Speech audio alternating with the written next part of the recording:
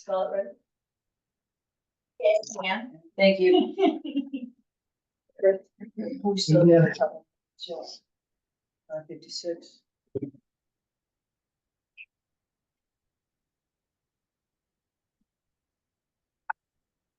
We are going to have short topics on the agenda.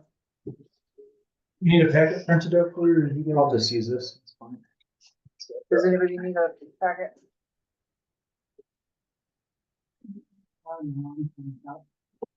Who's here? No. No. Maybe. No, Mark, I know who you are. If it's the employee one, I've got that here. Do you need that agenda or did you get that? The on-call one that you sent today. Yeah, it's just a one. Or you at? I know, I was almost there. I was almost there. That's. At one point, I was guys, I had a pretty long beard, Yeah. big. Yeah. Okay, he was looking good. Ish. I live in Gallon. No, I got rid of mine, I tired of my daughter's cleaning. Why did my youngest son likes to come up and see this to me? Can you pull up the FLMD webpage so we can look at that list when we get to that section? It's in there about general.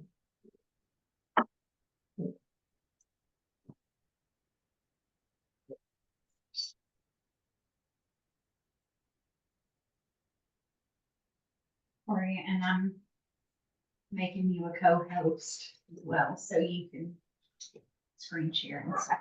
And you disabled comments?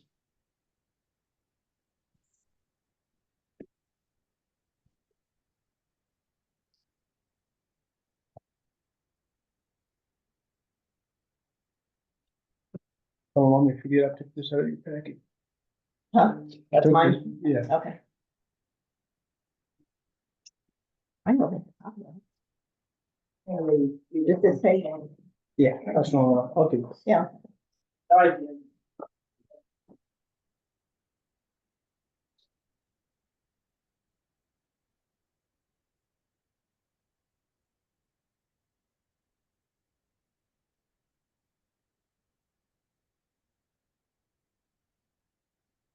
Another minute to go, yep.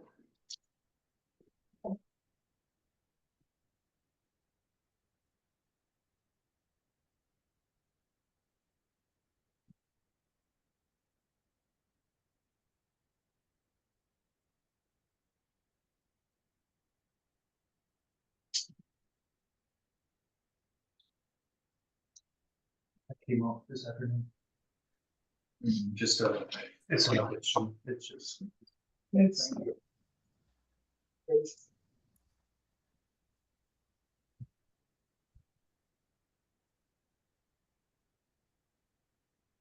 Okay, 6 PM. I'm gonna call the meeting to order. And we'll do roll call. Julie call. Stephanie Mosley. Robin Kissel. Christopher Webb. Michael Cornelia? You. Just the board. We've got a couple of the directors here too. And Daryl's online. Daryl's online, Mark's here, Sean is here, of course Corey's here. And we've got one person here, as a resident, Neil. Make sure that you do sign in if you would, please, name, address, and any concerns and stuff that you might have. Perfect, appreciate that. Conflict of interest, I don't think there are any at this point with anything that's on the. Good, okay, good check. General public input.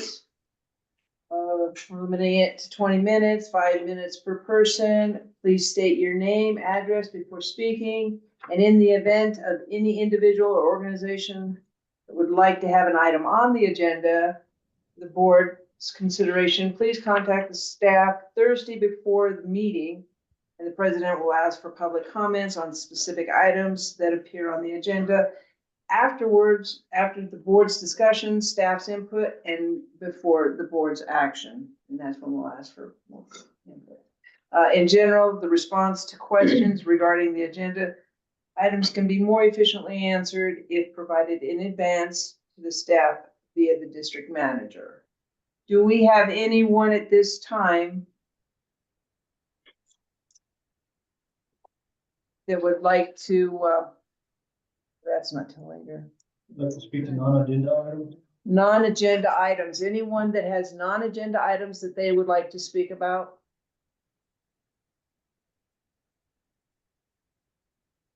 I'm not seeing anyone.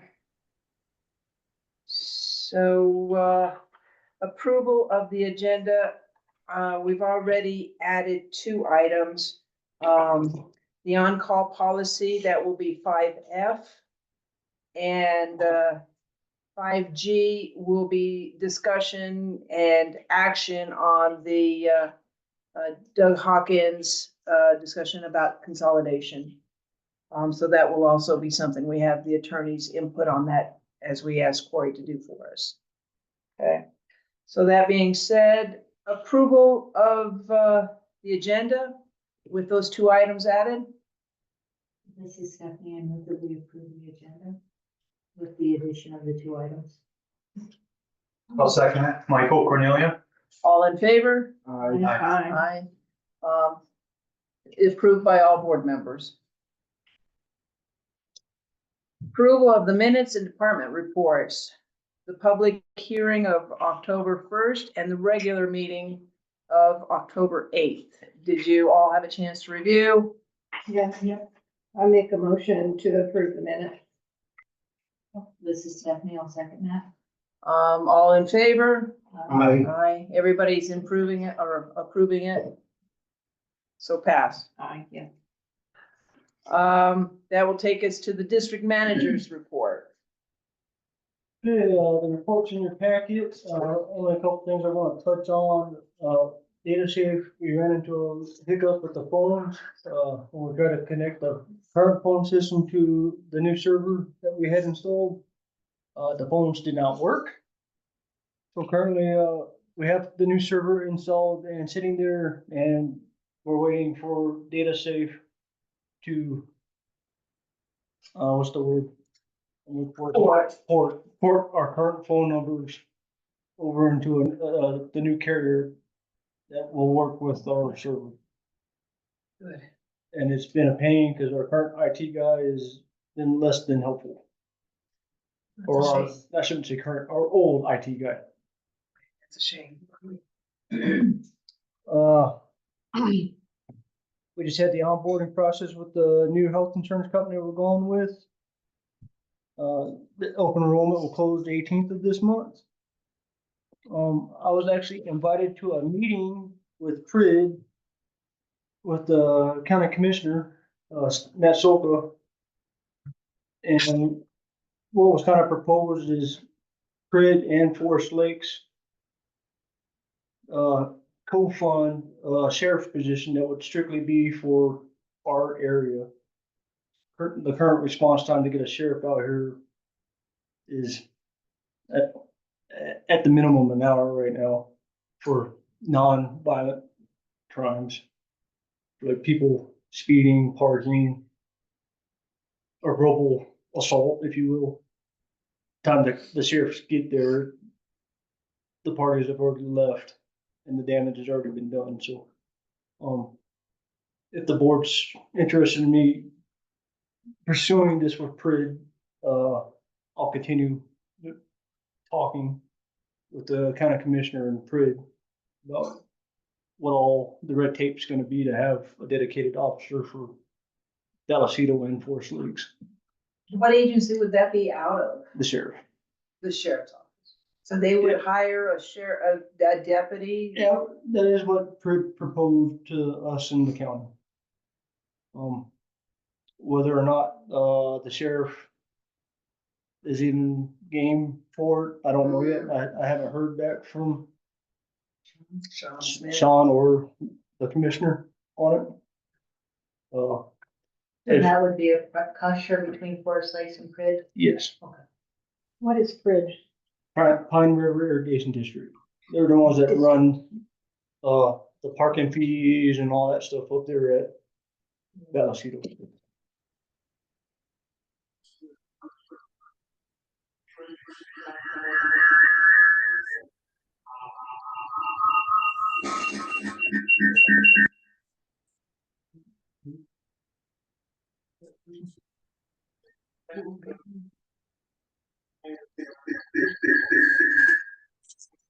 We didn't have the auction. Okay. There it is. Sorry. Can you mute yourself, please?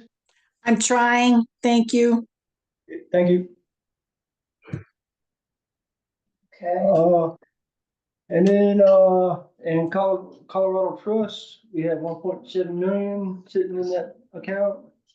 And we earned $7,237 in the month of October. And when I did this report, we had 215,000 in community meetings. Right, I checked it earlier, I think it's up to 224 right now. And that's all I have. I'm glad to see you're doing the audit early. Getting the process going. Yeah, we signed the engagement letter about 3 weeks ago now. I think so, yes, sir. And And we are prepared for that. I'm so glad to hear that. I still don't think we're gonna make our bank deadline, but that's our goal. Let's hope. Step in the right direction, I believe. Okay, does anybody have any questions or anything for the district manager? I'm not. Okay, moving. Is that a hand raise there, or is that just where our mouse is? That's Okay. just. So that'll take us to the Director of Administration, Sean. All right, so we did begin work with DataSafe on the new server and the network. We input the rate increase into Cassell. After doing the rate increase, we did a full review of water accounts to ensure the increase, had calculated properly. And it did, we did it right. We did find a couple of accounts that were being billed. Rate increases had not happened. They were on the right rate, but they're a 1-inch meter in a commercial property, and for whatever reason, it slipped through the cracks the last couple of increases. That has been fixed going forward. Thank you. Continued work on the website. We're up to 119 subscribers. That's a lot. So, Last time. I really think that when Mark had that repair to do on Mountain Oak, that was a really good opportunity for everyone who called in to say, hey, I don't have any water. You're right, you don't, and subscribe to our website because you would have known that. Right. So we got quite a few during that. Good. We're up to 376 paperless customers and 412 auto pay customers. We also had 10 shutoffs this month, and we collected on all of the shutoffs. We have went to where the water department, once those shutoffs happen, Mark and his team are actually going and hanging those on the door versus them being mailed. We've had much better response with that. So we do appreciate that because it's no longer up to the post office to get those notices out. Mark Wonderful. and his crew are hanging those. Yeah, Thank you, there's Mark. not So- the excuse of, oh, I didn't get them, didn't come, yeah, that's Yeah. good. Correct. Excellent, thank you. Thanks, Mark. It was her. Thanks Well, for thanks making for it. doing it. Mark wasn't too happy. As Corey mentioned, we had our training with the new insurance. The staff census has been completed and all of that platform is up and running, and we're waiting for people to finish their elections. We'll be good there. That's all I have this month unless you guys have any questions. Any questions for Shauna? Nope, none from me. I do wanna give, Shauna and Barb props for this, when they were doing the internal audit of the water accounts, we found an account that was being charged at 5/8 or 3/4. And it was supposed to be being charged at 1 inch, Good job. so. That would have snuck right through and Yeah, it would have continued to sneak right through, honestly, had we not taken the They, time. they to got do quite that. the break on the water bill for many years. they have. Well, glad you caught the mistake. So thank you. Mhm. Appreciate that and good idea to give them kudos for sure. That takes us to the Director of Water and Wastewater, Mark. So, this last month continues to show us the decline in the usage of water, particularly because of the temperatures and people are done with their gardens mostly. Watering's kind of a done deal. We're down about 700,000 gallons from September. Wastewater just trucking right along around that 2 million mark. We completed 3 water taps over this last month that were fairly difficult to get completed. We did a repair on Mountain Oak. I'm sure you guys use that road. You'd seen the puddles there for a while. I really wanted it to be groundwater, but it wasn't. So we went in there and tried to fix that, and actually got worse before it got better. It was kind of spooky there for a little while. And let's see. We got about half of our hydrants, close to half of our hydrants tested last month. And we're back into the way things were running before, where we do half one year and half the next year. So that's back on track. Ordered quite a few parts this month.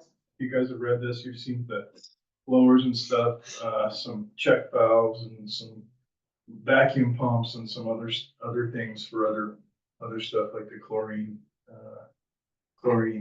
pump that injects chlorine into our 200 PSI water down there. But all in all, it's been kind of wrapping up the whole tapping kind of thing that we started, and we're currently going to do a couple taps hopefully tomorrow, some late ones, and then we do have this will be on next month's report too. We do have one well for the PFAS IES grant that got developed today. So we'll have 2 more, and then we'll start sampling them and see what we come up with. This one appears to have a pretty good water flow in it, so if it's PFAS free, we might be able to look at that as a possible solution. But until we get the testing done and all that, Right. Keep their fingers crossed. yeah. So what I got, you guys. Any questions for Mark? Anyone? Thank you, Mark. Good job. Thanks, Mark. Absolutely. That'll take us to Derek, Director of Roads and ROM. Daryl? What did I say? Daryl. Daryl. Yeah. Daryl, I meant Daryl. Thank you. Or your brother Derek. Oh, your other brother. Yeah. So I don't have my report in front of me or my computer, so I'm just gonna wing it. We worked on plows, getting them ready for winter, get them chained up. The couple repairs we normally always have to do, wiring issues with the trucks from sitting down there in the yards. Squirrels do a number on the wiring.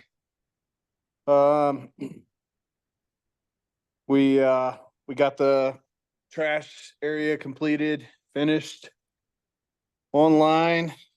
And then we've been working on plow trucks mostly, got everything winterized, the water truck, lick truck, stuff like that. Got it sitting down in the lower yard, waiting for snow. Trash looks fantastic. Thank you very much. Have you had any issues with it now that it's been up and running for a bit? There is some people throwing lawnmowers and stuff like that in the trash, but we've been trying to catch them pretty quickly and educate them that, those once those doors can't close, we got to call for another trash to an empty trash can to come replace it. And, you know, if we do that, then that costs us more money. So, and that we're gonna also have two dump open trash bins twice a year, once in the fall, once in the spring. So, yeah, just been trying to educate people not to throw stuff in there. Kind of like Bayfield when the Nashville does, where they have a fall cleanup and a spring cleanup, and they get some extra dumpsters. So there's big stuff that can go in. We're gonna start with one dumpster, because it's free. If we wanna purchase more dumpsters, we can for this cleanup. Okay, see how that goes. Daryl, you had mentioned at one point that there was, the security cameras were pointed that direction, so you could find out who might be putting. Yes, systems in there. Yes. they are, but unfortunately, we don't have license plate reader, so we can't actually look for that information. Can see them, identify them, but at this point. I don't really We can know. see them, identify and catch them the next time. Yep. Well, I did with the last one, I actually contacted the sheriff's department, and they won't give me the information, but they will issue a citation for illegal Okay, dumping. okay, good.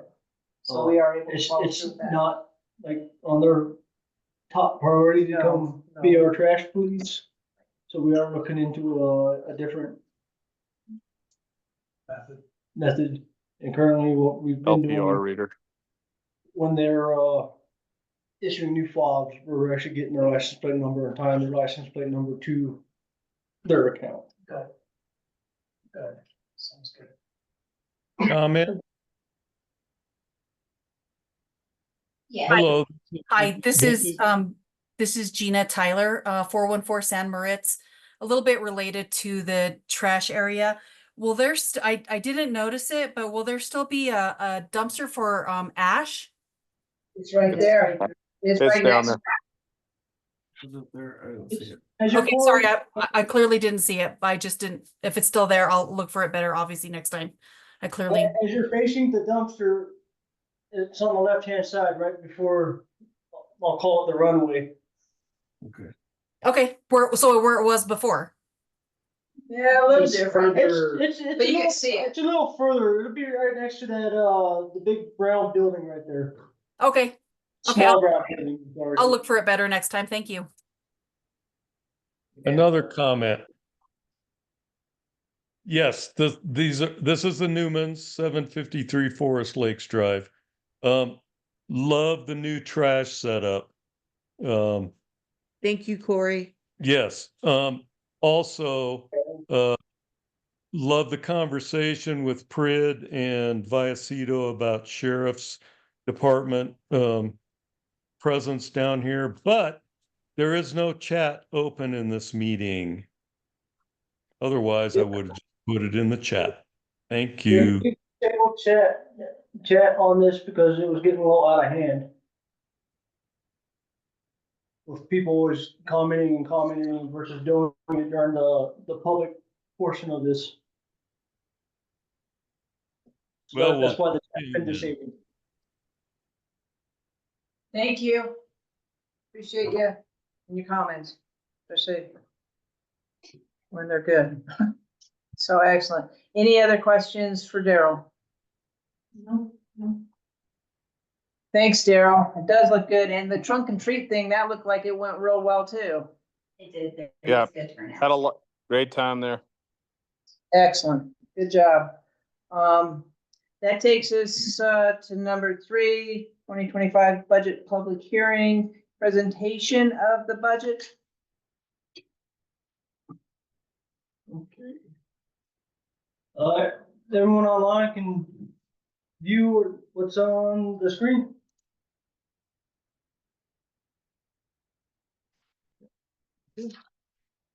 So the first page here, I didn't put in the budget message and the title page and all that. I didn't deem it necessary. I will have it on when you guys go to adopt this in December. It'll all be together, just going over the numbers pretty much. So, the first page is just the budget summary of where the funds are. This one's kind of a little hard to read. And I can't find my Zoom button because I think something's blocking it. Here we go. Yeah. Scrolling down. This is the budget appropriation page. So when you guys appropriate funds, you'll have a snapshot of this on a resolution. Do you wanna go through the summary page? We're gonna go through each summary Okay. individual. Okay. Because it'll give a little clearer breakdown than that sheet does. Right. It's just required by the state to have that budget summary sheet. Okay. So, the general fund summary, we are projected to end this year at 376,000. Next year, we're looking at 294,000, but that does, the reason why that number is going down is we are buying a $300,000 plow truck this year. What page is that? The general fund Second summary. page. See that. It's Page 15. 3. Yeah. Yes, it should say 15. Yeah, Down at the bottom, So but- it didn't print very good for you. It printed funny, I'll just look at this then. Okay. sorry. We're projected to have $91,000 in revenue over expenditures. For 2024, 2025, we're projected to have just shy of 40,000 revenue over expenditures. And what that means is we're taking more money than what we're expending. Can I ask a question? Because when I was going through this, it looks like. Never mind, we'll go to the summary page. Never mind, we'll wait. Okay, the general fund, so the next page is the general fund revenue detail. This is all the revenue that goes into the general fund. With, your road maintenance fee, the trash and brush fee, the mail stop fee, the key fob initial and replacement fee, transfer of ownership fees, and service impact fees and late fees. This year with the new property tax bill that came out, we got a one-time payment. They call it backfill, which we'll get into more conversation when we talk about the mill levy, but essentially we received right around $200,000 more in property taxes this year than what we should have. And it's because of that new House and Senate bill that was just recently passed to help soften the blow for communities with the new statutory limit that just came out.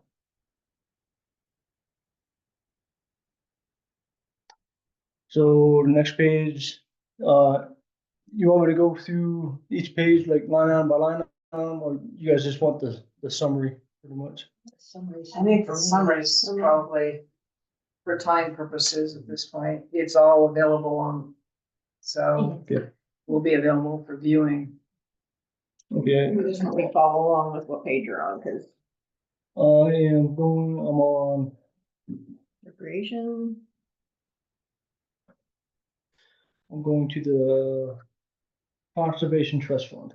Okay, so before we go there then, You'll have time to ask questions at the end, if you, Okay. unless you want to ask them now.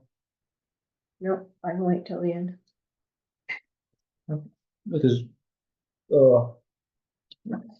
once I'm done with the presentation, then the public will have a chance to ask questions, and then it'll go back to the board for final discussion. Okay, sounds good. Okay, so on the Conservation Trust Fund,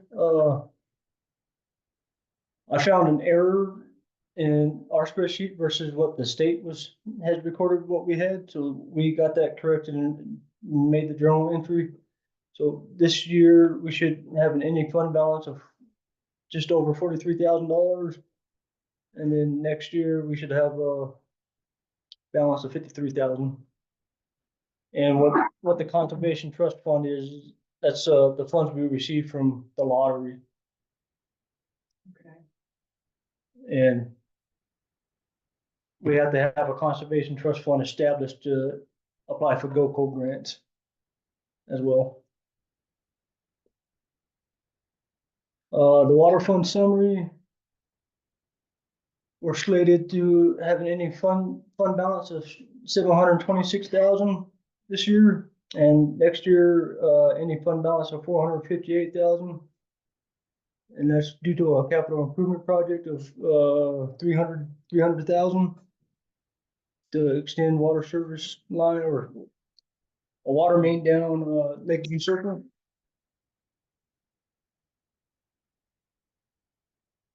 And then next page is the maintenance and expense detail. And then you got the administration expense detail. And what this is funds that are being earmarked for those specific things, those specific items. The wastewater fund summary, after many conversations with Mark and teeth pulling and me making him mad, telling him he can't spend money. We were projected to have a negative balance of 10,725, but with the cuts that Mark and I agreed upon, we're gonna have an ending fund balance of 113,000 this year. And then we'll have an ending fund balance next year of 152,000. And thanks, Mark, for not quitting on me. Then you got the operations and maintenance expense detail. And then you have the administration expense detail after that. And then this is what we are planning for capital improvement projects. We're asking for 19,000 for culvert replacements, 20,000 for entrance paving and signage. $50,000 in there to start the rehab of the community center, getting it cleaned out, getting the broken glass fixed.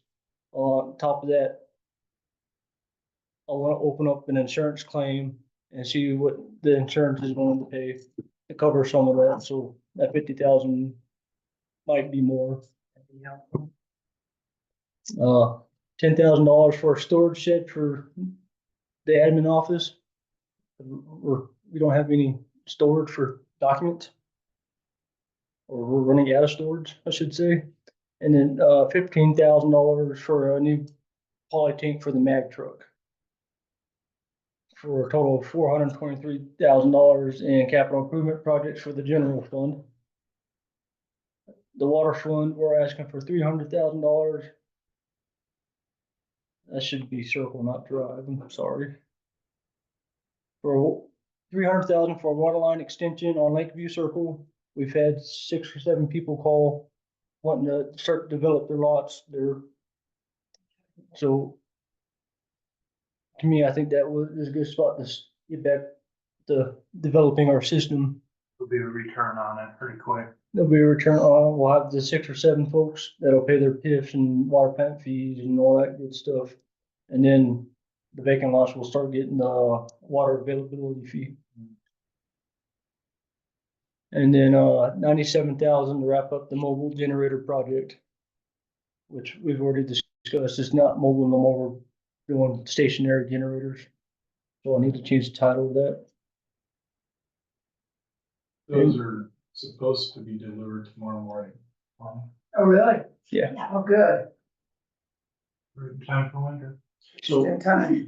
we have a total of 397,000 for capital improvement in the water fund. And then we have 24,000 in the wastewater fund for capital improvements, which would be repairing the sewer lagoon for cell 4. The liner in there is ripped. It's yeah, it's kind of a laminated material, and there's a big portion of it that has flopped over due to UV you know, what the UV does to things around here. It's a victim of that. We were gonna try to do that this year, but we couldn't make it happen, so it kind of got pushed. to Like next year. Mark said, this was budgeted for 2024.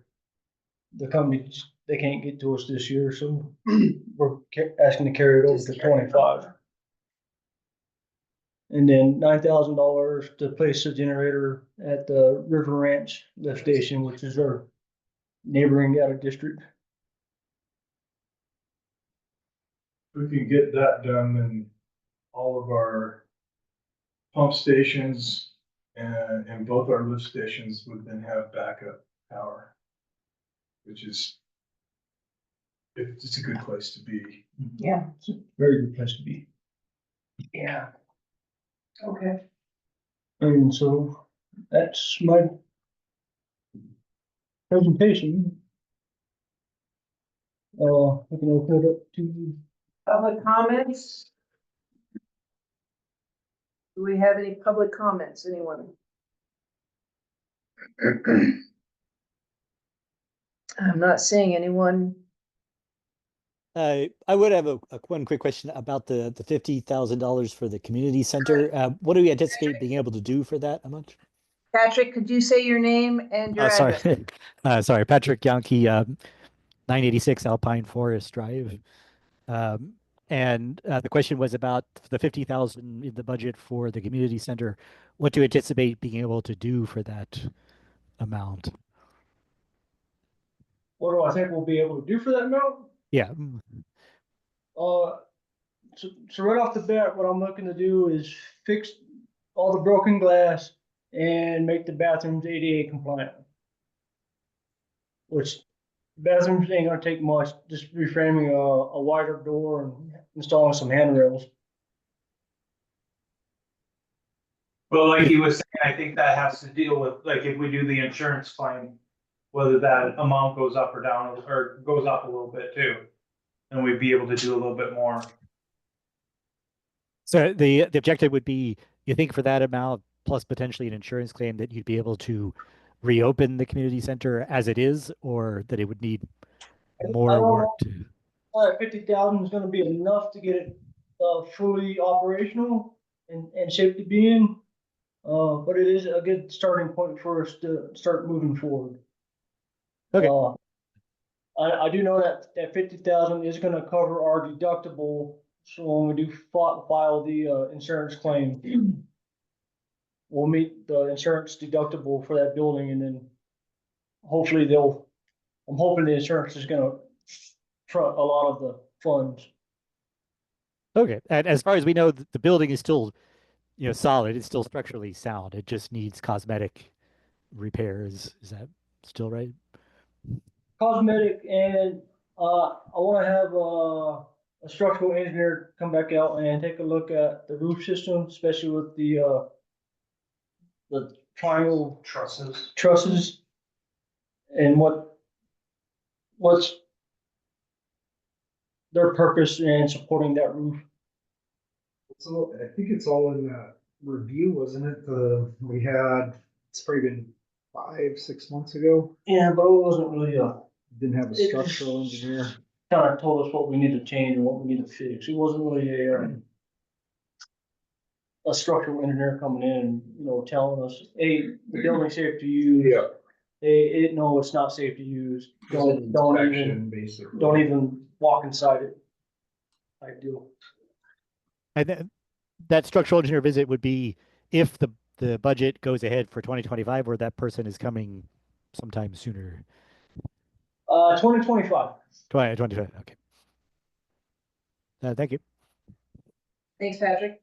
So another comment about that. Yes, Okay. Newman at 753 Forest Lakes Drive again. Thank you. 25 years ago, we would go to a Halloween party at the community center with our kids. It was great. So it would be awesome to see that come back again. Do you think that is a possible reality?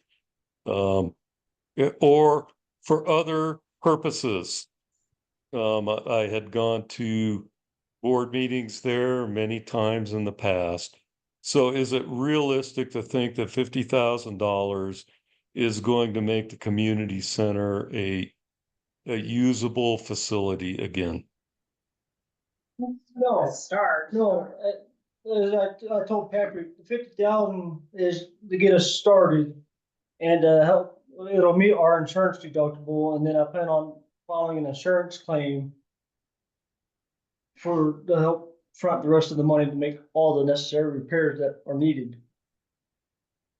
With the goal being to make it a usable facility for many purposes, perhaps including board meetings. Yes, Excellent. that is the goal. Thank you. Okay. I have a question, please. Hey, 1 second. We've got somebody here and Okay, never mind. She said you can go first. Thanks. I'm having computer problems, so I was like muted for 3 minutes. But Corey, can you put the general fund budget summary back up there? Those numbers didn't add up to 430 whatever thousand. The other numbers did. Yeah, State your name and address, please. pardon me? Can you state your name and your address, please? Yes, Carissa Hannigan, 115 Pine Tree Drive. Thank you. The general fund summary? That last page you had that had the 3 funds for the capital outlook. There. So that top line doesn't, the 19, the 20, the 50, the 10, and the 15, it doesn't. You're right, you're right. That is a mistake on my half. Thank you for pointing that out. So what's correct, the total or those individual lines? These individual lines are correct numbers. Okay. That the total one up there is wrong. Okay, all right. Yeah, That- I'm sorry. that was my- Thank you. good call, good catch. Thank you. It takes me a while to unmute, so, but I'll be quiet. Yeah, that is a 20. mistake. It's because it still has the plow quote in Plow there for track. 25 versus 24. 114. Yeah, so the total fund should be 114,000 for the capital. Yes, that would Improvement. add up.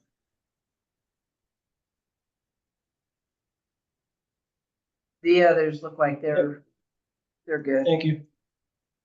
That is a mistake. That's it, you're done. No more mistakes. That's your one. That's what. Gail has a question. Okay, Gail, could you, your name and address, please? My question was about the rec center. I'm sure you're aware, but in 21, I think, DNR from Bayfield did the, and Yeah. did the breakdown, is that what you're talking about? They- Because I don't know that people know that that's what you're talking about. Because there was also cement mentioned.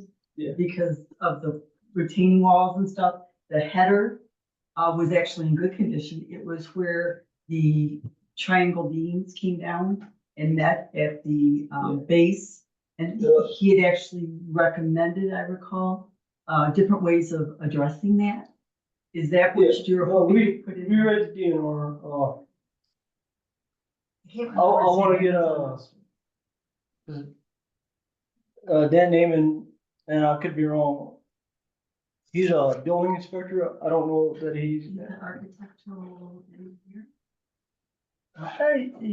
He might be, and he might be the one that I have come back out and revisit the report, because I'm gonna go out and ask for quotes, but the report is outdated and a few years old, and we've had other break-ins But I and didn't know if people more. were aware that there was a study done. Yeah, And yeah. that you guys have already got that and you're working from that to be Yeah. most cost efficient to get things done as you can afford to. Yeah. That was. It's Yes, outdated. thank you. Prices have changed. I saw it when I was on the board previously. Yeah, that's a start or a document that we do, Yeah, baseline. baseline, that's the good word, yeah. for Well, us I to just wanted check to on. bring that up because I didn't want people to think that you guys, are just doing this kind of whatever. You actually, yeah. Higgly piggly. We actually have a report on the building that's a few years old. Yes, we do. It's in one of the board packets too. Anybody else with comments for the budget? Let's get back to the budget here.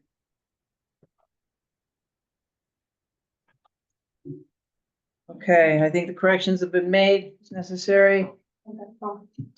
Julie, back to the board discussion now. So the $50,000, in my opinion, should not be spent on any repairs until we get a structural engineer to come out and do an assessment. We don't know, that was done 4 years ago, that what you were talking about, Gail.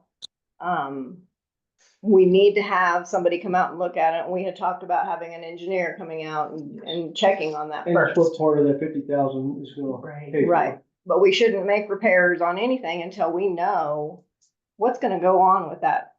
Well, insurance Community too, center. but yeah. Well, that's $10,000. Isn't that what it was before in insurance?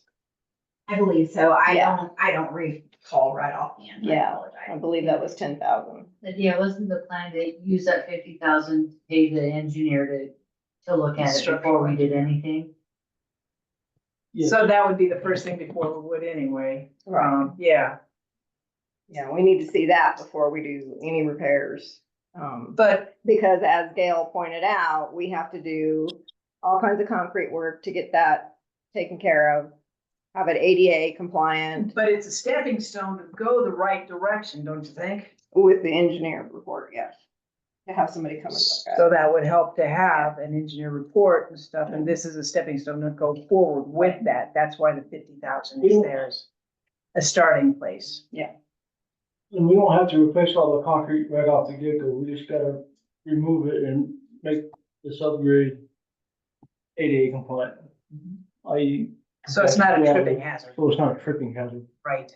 So So it's we safe. don't have to replace everything at once.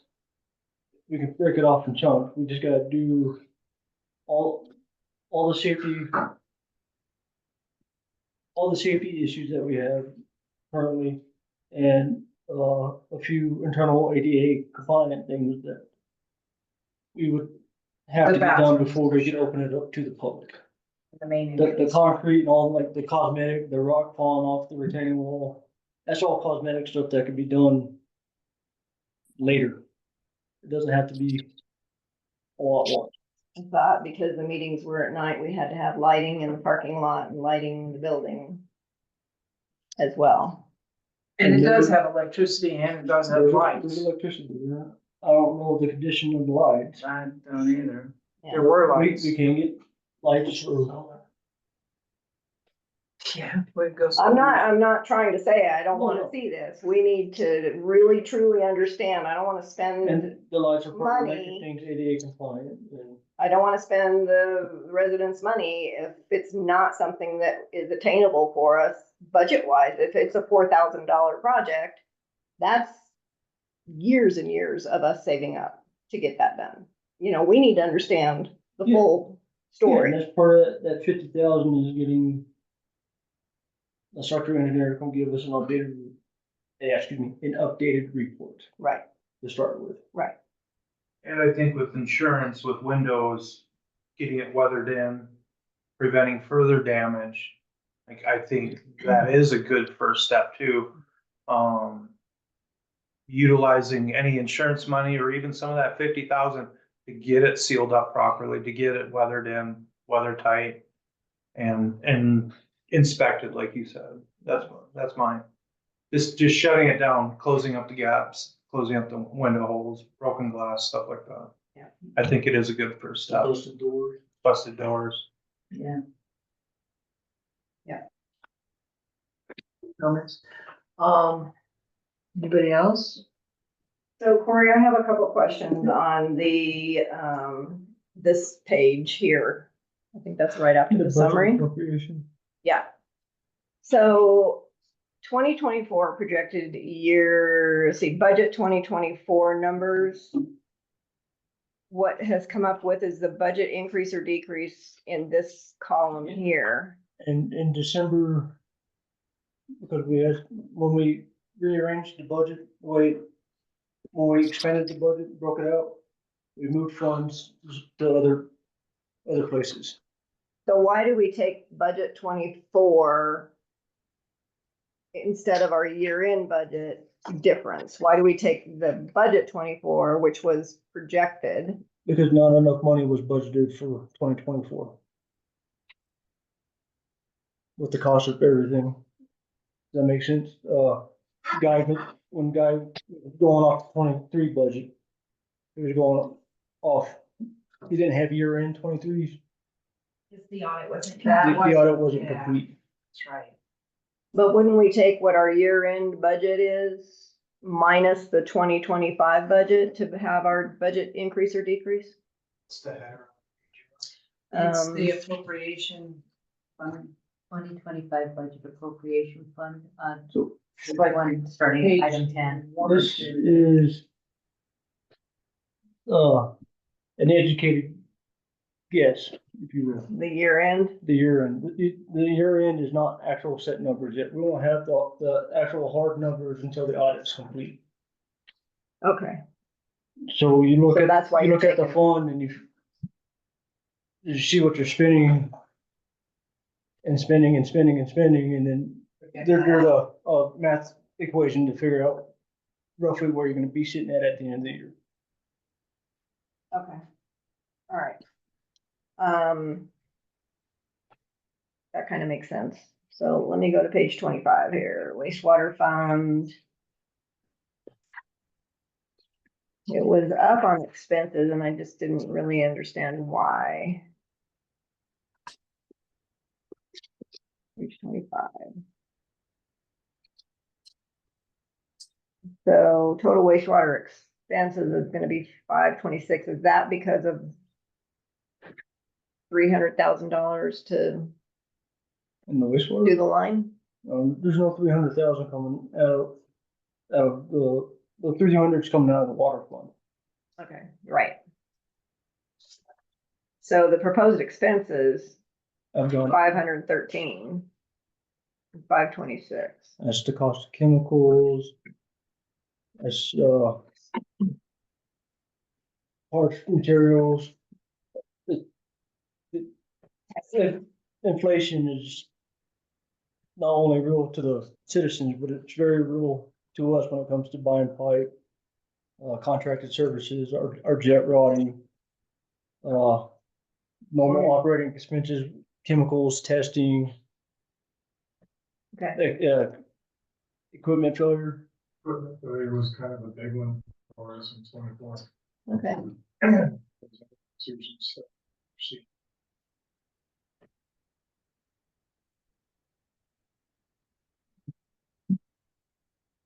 Equipment failures in the blower room with various valves failing on us.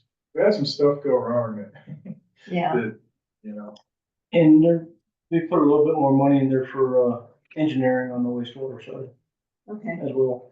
And part of the increase you see across all the funds is our software. We're going with, data safety, be our IT department. Cassell, iWorks, which is an asset management program. Express Bill Pay, the website. So It's all that's- like spread out between all three different funds, so that's Okay. another cost that, That's what that 20,000 was that I saw for, software yes. listed. Yes. Okay, And another thing to note too is, I was very generous on 25 budget, so it's inflated a little bit. And as I told my directors, just because it's there doesn't mean we need to spend it. I just didn't want to cut us short where we're having to do another budget supplement in 25. So So the come expenditures are 2026, inflated. you may see some items, increase and others decrease. And if I remember correctly, Corey, you budgeted quite a bit in equipment repair and maintenance Yes. and building and systems, which was way under budgeted on the wastewater side over the last few years. The other thing we had a brief conversation about was the shop building a 3-sided building. Is that in this budget? The engineering is, The engineering is, not actually building not it. actually building, Okay. the engineering is in there. Okay. And then there's district trash service. I thought we were gonna be saving on the district, on the trash service with the new. We are saving on the dumpsters, but we're separating trash out in 2026 budget. You'll probably see trash actually have its own fund on the expenditure, because the skid steer is being charged to roads. And the skid steer is primarily used for the slash burner and trash. That's true. So we got the cost of the dumpsters in there, plus fuel and maintenance, and Okay, so it's not just the dumpsters. It's not just the it's dumpsters. their services, okay. The only other thing was on this general fund administrative expense. It looks like we've got travel training 2023. yeah, well, I can't take it off because you have to show the previous, you gotta show 2023 actuals, 2024 budgeted and estimated year end, and 2025 proposed. Well, this is just a So- line item, travel Yeah, training but there's 2023. dollars were expended to it in 23. So I can't, So you can't take it that off. won't fall off until 26 budget, Oh, okay, because then it'll be 24 actuals. okay, That's why that number's on there, because it's required by law. okay, cool. Thank you. Those are all the questions I had. Good questions. Anyone else? Board members? Okay. River Ranch with the sewer increases, there was no comments, issues. That's all taken care of. Not, not that we, and not that we have heard of yet. Cause we didn't hear anything during the public. Oh, they open. were, there were two that were here for residents.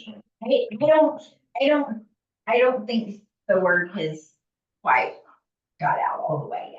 No, you guys, he had just mentioned River Ranch. Once they actually look at their new bill, there'll be increased phone calls. Yeah. But that doesn't take effect till January 1st anyway, so Do they get notifications from us? if they're signed up. Okay. So they, And there are, on their billing, they're notified about the notification system, everything. Okay. So the only changes that will happen to what was just presented will be more hard set numbers on expenditures. As we get a little in that direction, yeah. Thank you. So what we vote on in December will be through November? Like the expenditures for 2024, will they be through? Yeah, and for the most part, the expenditures are gonna start not changing very much. A lot of line items are, oh, all right. Here's a drop dead date. Start getting me all the receipts for the end of the year so we can start closing out the year and preparing for 25. So. Okay, so that's for, that's FY 2025 budget public hearing, and at this point, we will close the hearing. Now we'll go to, financial actions agenda. That's gonna be the October 2024 disbursements of $117,692.04.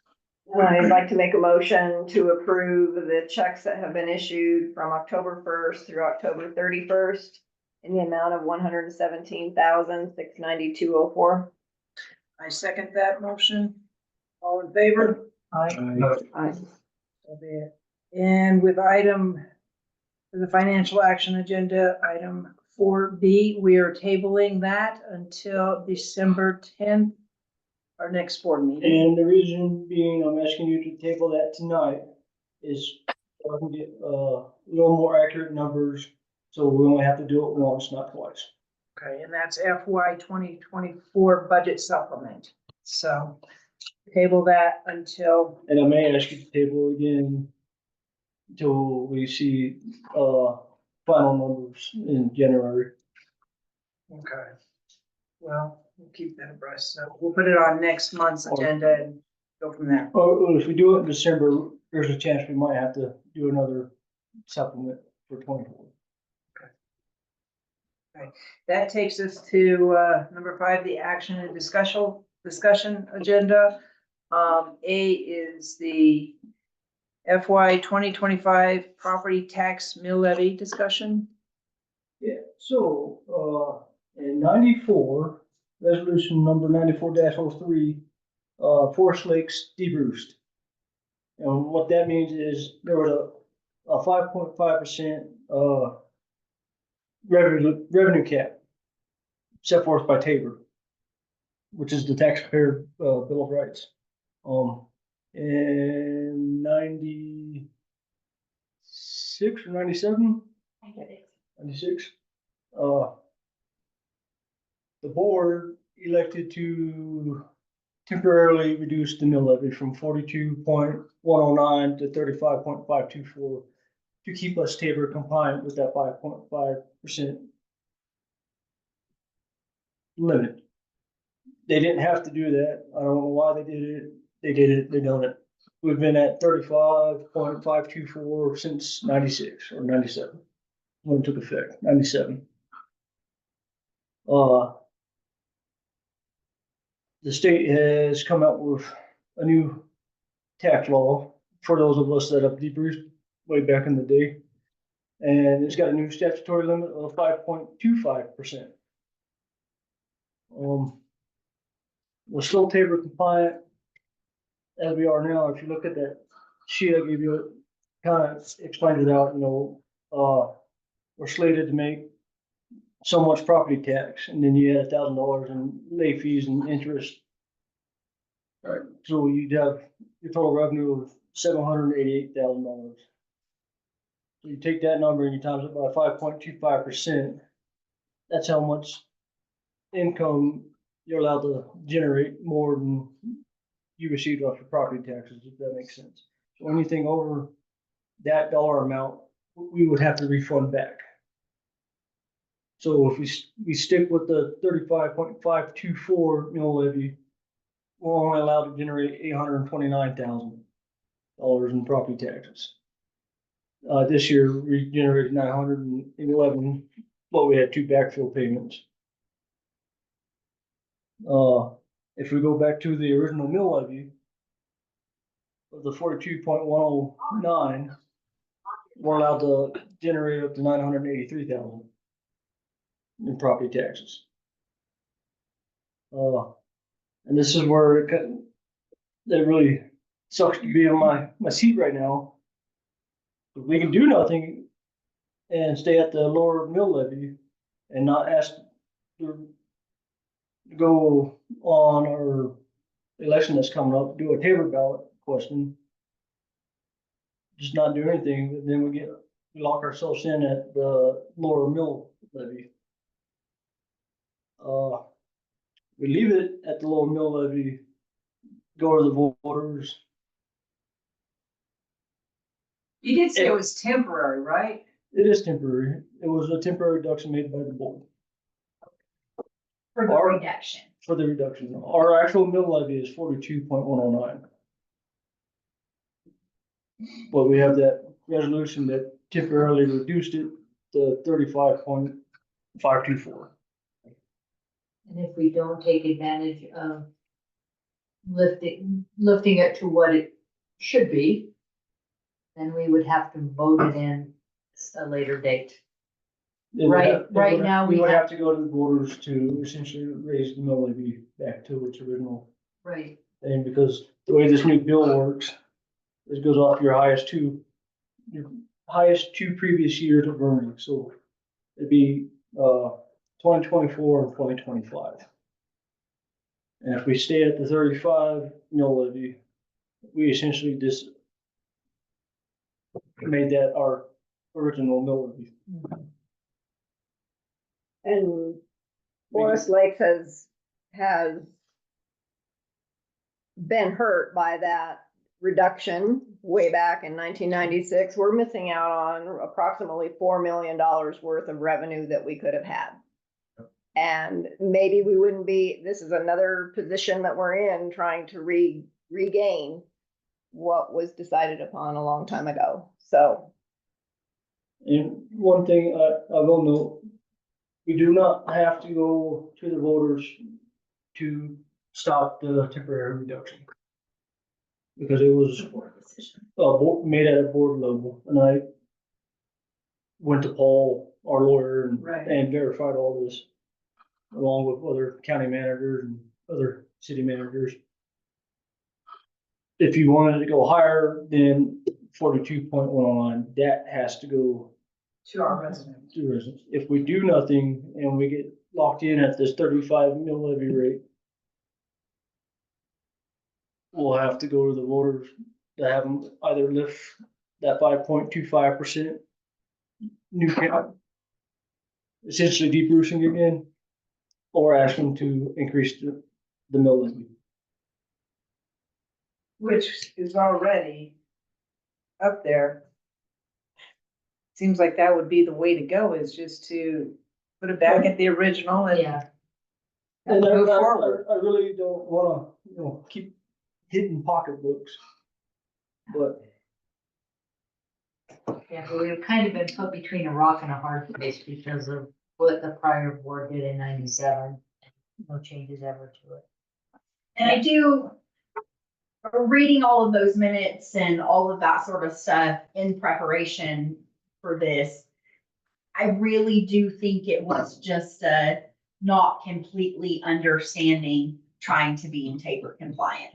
I really think that the board and the district manager then thought they had to do that to stay TABOR compliant.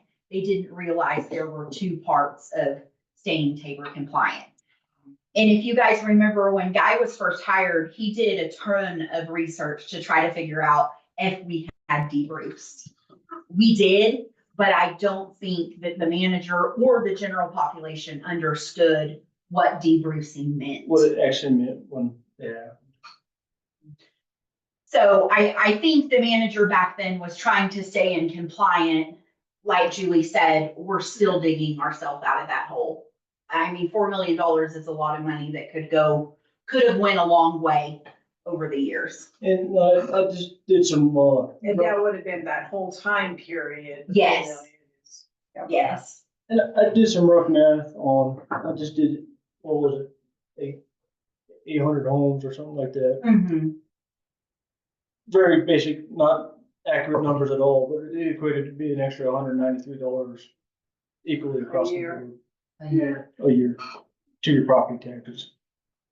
But it would be- Now that number is not accurate, it was just some quick Yeah. basic math. definitely. Other people's property taxes are gonna be affected a little more than others if we increase the mill levy back. But a rough number was $193 per house. And so that mill levy, those funds would go into which area of the general fund. budget, into the general fund? Okay. But then remember, we have a 10% transfer that we can, 10% of the total fund balance can go to the water and into the sewer, No. right? That's not correct. You can only take 10% of the projected revenue for that fund balance. Right. So if you had 700,000 projected revenue, you can only take 70,000 of that and transfer it over.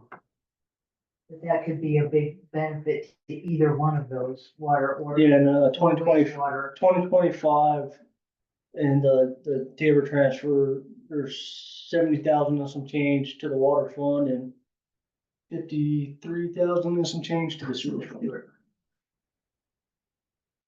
every little bit helps.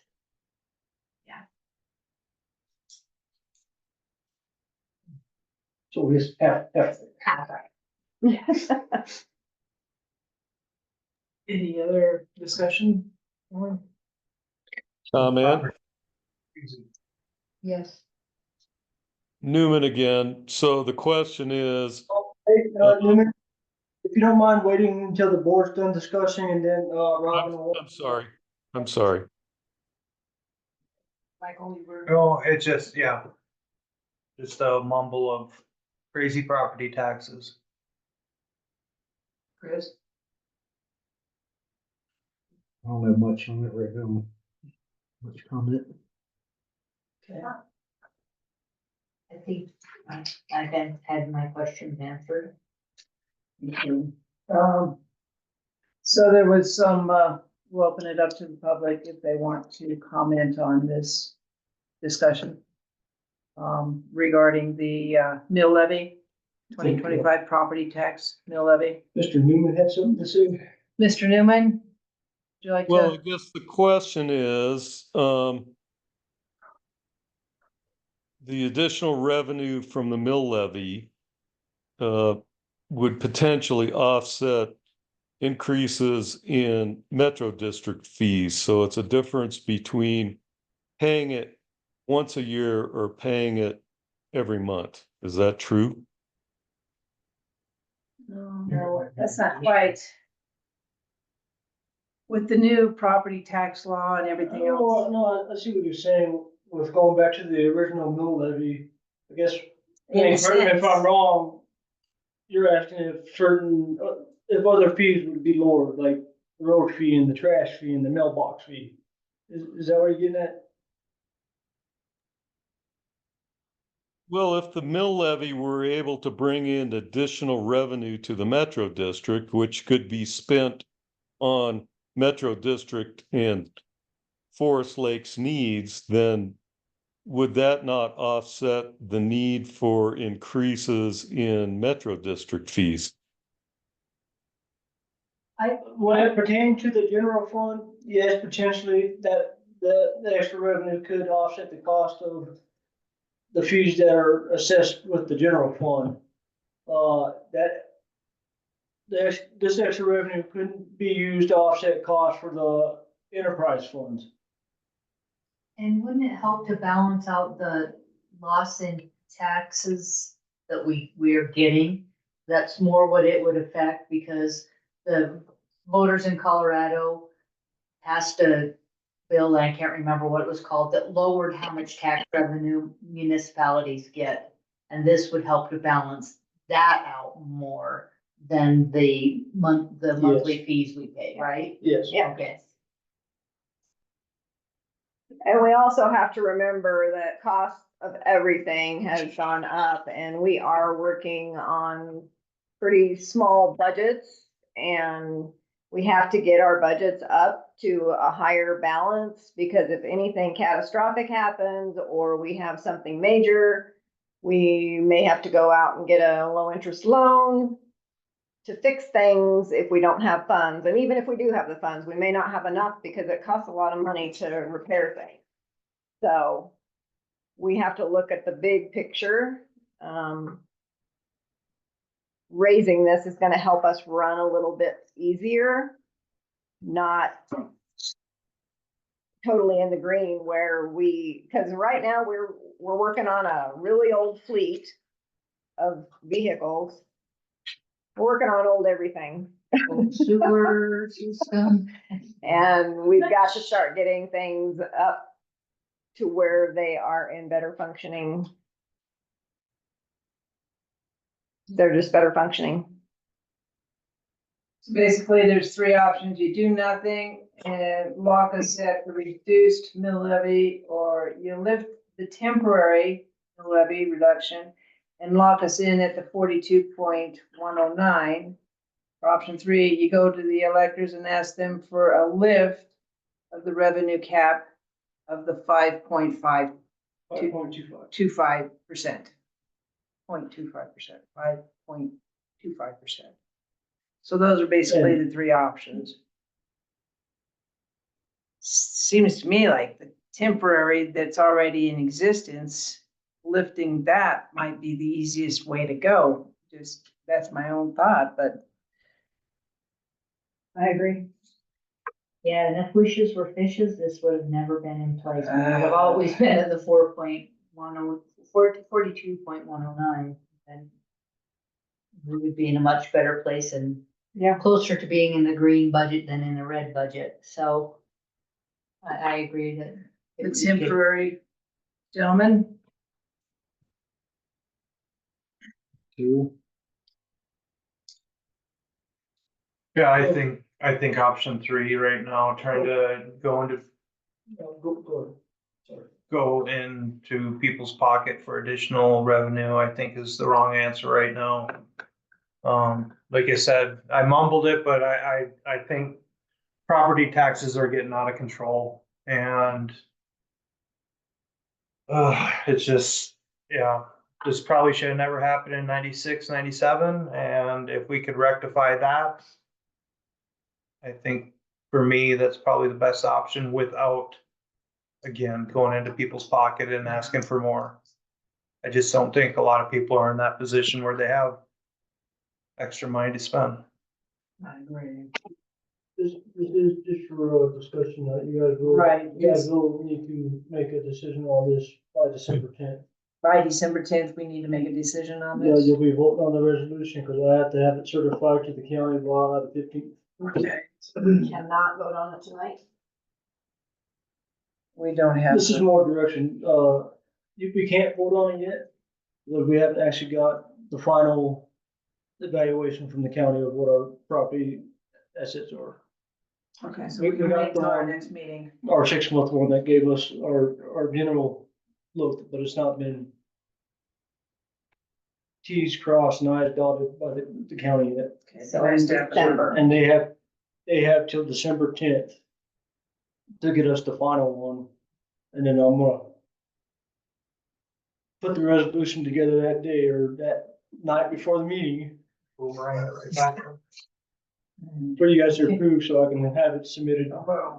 by our deadline, which is December 15th. Okay. Unless you wanna have a special meeting. Rather not, because. Yeah, okay. Are you in discussion or public or? It's still, yeah, it did come back, Kristen. Go ahead. Gail asked the question. Gail, what's your question? Okay, I just want to know, put it out there, if you went with option 3 and you looked for something to go on a ballot, you'd want that to run consecutively with anything else, so we don't have to pay extra money for that, so that's a cost saving. Yeah. However, if it went down, would we be back at what we're at now? We would be stuck at the 30. That's what I'm saying, so you've got a gap to consider that too, in that interim, how much are we losing to? Right. To do it all again, to make it, financially And for the district, because if we don't tag it on to a county or another thing, that costs a lot of money for us to run. Right. So that's, I'm just putting it out Oh, yeah, there. that's the bind we're in, because I have to certify the mill levy Mhm. with the county on the 15th, and our election's not till May. I know there's timelines too for you. I just want to put that out there for people to understand that. And the way they written the bill is it based off your highest previous 2 years earning in property taxes. So that's why this year they did that, that backfill that got us up a little higher. But we're gonna go into 2025 and not even come close to what we made this year. And then really in 2026 is where we're really gonna start feeling the pain. If we get stuck. Well, if we need to have a special meeting for this, if the deadline is getting to the point where we're gonna miss it, let's, go ahead and do You don't that. need to have a special meeting if you guys have your minds made up and vote On the 10th on the 10th. of December. If you guys need more time than December 10th, then we'll have to have a special meeting between the 10th and the 15th. Okay. Or if you guys need to have more discussion on this, we can have a special meeting before the 10th and hash out any questions in more details or whatever you guys would like to do. Okay, Cause they're all kind of with option two, right? yeah, Eight that wood, seems so- like, Well, it's not, you're not making a motion or. yeah, Just. Deal with it. but that's where we're leaning towards, it sounds like all of us are. Yes. Okay, so let's go on now to, okay, that was the mill levy. Now let's go to 5B with Patrick's, the swimming lake discussion. And, this information didn't make it to the packet, I just got it today. You have a letter from the lawyer about swimming, and then a letter from the insurance about swimming in the, This is regards to The swimming water in the one. lake. Yeah, that's in here too. The lawyer one, but not the not Insurance. insurance. The lawyer's in your packet, Cory. Insurance. yeah, is that's all right. coming. It was the other lawyer one. The insurance Yeah. is not there Yeah. because You're all good. The We've got lawyer the- one's in the packet, the insurance one we just got earlier today, regarding the lake and the idea of swimming in the lake. and, can open it up to Mr. Young. Mr. Oni, is he, He's on. okay, let's have Patrick, oh, there he is, yeah. Please, Patrick, go ahead and let's have discussion. Yeah, so I want to just back up 1 second. You're saying that you just today received 2 letters about it? Were they in the? Just You're sending them. insurance. Okay. Yeah, so basically the idea I had is I wanted to come up with a proposal for how best to use the community center. And what I think is, I listen to what the board has said, and every time I go up there, I talk to residents, and it's pretty clear what people don't want. People don't want a lot of visitors. They don't want noise and commotion. They don't want something that changes the essential character of Forest Lakes, and I don't want that either.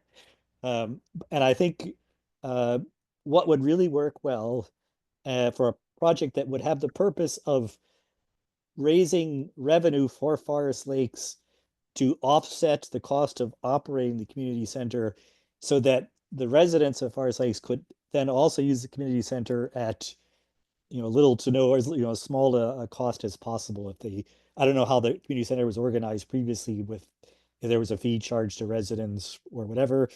But in order to recover the cost of repairing it and possibly upgrading it, it makes sense to have a small number of kind of desirable visitors come regularly who contribute money to Forest Lakes that then offsets the cost to operate the facility. And what I think would really work is to make the community center a facility to host high altitude triathlon training sessions.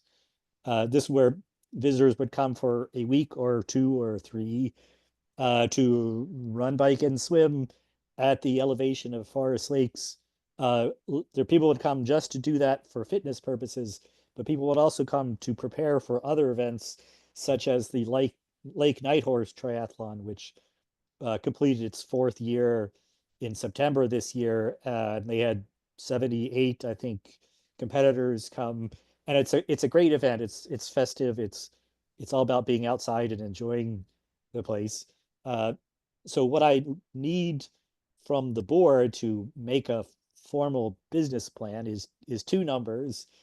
The one number would be what would Forest Lakes have to charge whatever the organization is that operates the training center in order, to cover your expenses, so that I can put that in and see if the calculations would work. The second thing, though, that he can't get around is it's not a triathlon without the swimming part. It turns out that the geometry of Forest Lakes is exactly right. The size of the lake is perfect, assuming there are no surprises, like lots. I don't have a good idea of how deep the lake is, or how shallow it is, how far from shore. Presumably there's, we know that the Vomers, the Ludwigs, and the Schaefers had a lot of disputes in the 19th century. So, who knows what's buried at the bottom of the lake. That's a joke. But anyway, I would need to know, is it viable to swim in the lake? without that, it kind of is a non-starter. And I've heard discussion before, people say, oh, it'd be great if we could swim in the lake. What I was hoping to do by making this an agenda item is to do what we need to make sure we can get an actual and get a formal answer. So yeah, so if we're in communication with lawyers and insurance, that's obviously where we start. And I also think that such a facility would greatly benefit forest lakes in general. So if you take an example from the Lake Nighthorse Triathlon, we could have a Forest Lakes Triathlon for visitors, and we could also have an annual event for residents. It's not gung ho super competitive. It's more like everyone likes to run. Everyone, people like to be outside. They like to swim. They like to ride bikes, and Forest Lakes is ideally set up for such an activity. And then if it generates enough revenue, then we could consider upgrading the community center even further. And I think it would also benefit people like those who have short-term rentals in Forest Lakes. So if someone's coming for a week or two to stay, there's not a hotel in Forest Lakes, but there are quite a few short-term rentals available. So I could even then say if you operate the facility like this, then the short-term rental owners we could arrange for a fee for them to give guest passes to their guests, and the guests could come use the center for the same purpose. So overall, I'm wondering, what do you think of that idea, and B, what do we need to do to get the answer to whether it's plausible to swim in the lake? And don't worry about the temperature of the lake. Lake Nighthorse is not any warmer than Lake Simpatico. But a good question would be, does Forest Lakes own Lake Simpatico? Is it? Yes. Yes, So this is part of our augmentation plan. okay. And then the other question I started to ask earlier this week by email, they've never tested the water quality in the lake. That's my understanding, right? I looked at the topography of the surrounding area, and it looks to me like there is kind of a drainage path from Ludwig Mountain into the lake. Water could flow off Ludwig towards, I think that's Little Bear Drive, the small area that's just to the right, to the east of the lake. And that would be at an elevation above the lake and below Little Bear Creek, further to the east. And we know that animals graze on Ludwig Mountain. So it's not likely because it's far and it's not a direct channel there. But at some point, I think it would be worth checking just to make sure there's no water quality issue with the lake. I'm sure the insurance company would want that anyway. Like body of water, it's gonna have E. coli in it. There's no getting around that. So I mean, what water quality parameters are you looking for? I think it's like if it was safe for public swimming, that's all we're looking for. And I was a little bit surprised they don't test it regularly, but I guess if there hasn't been swimming in there today, there wouldn't be any incentive really to do it. But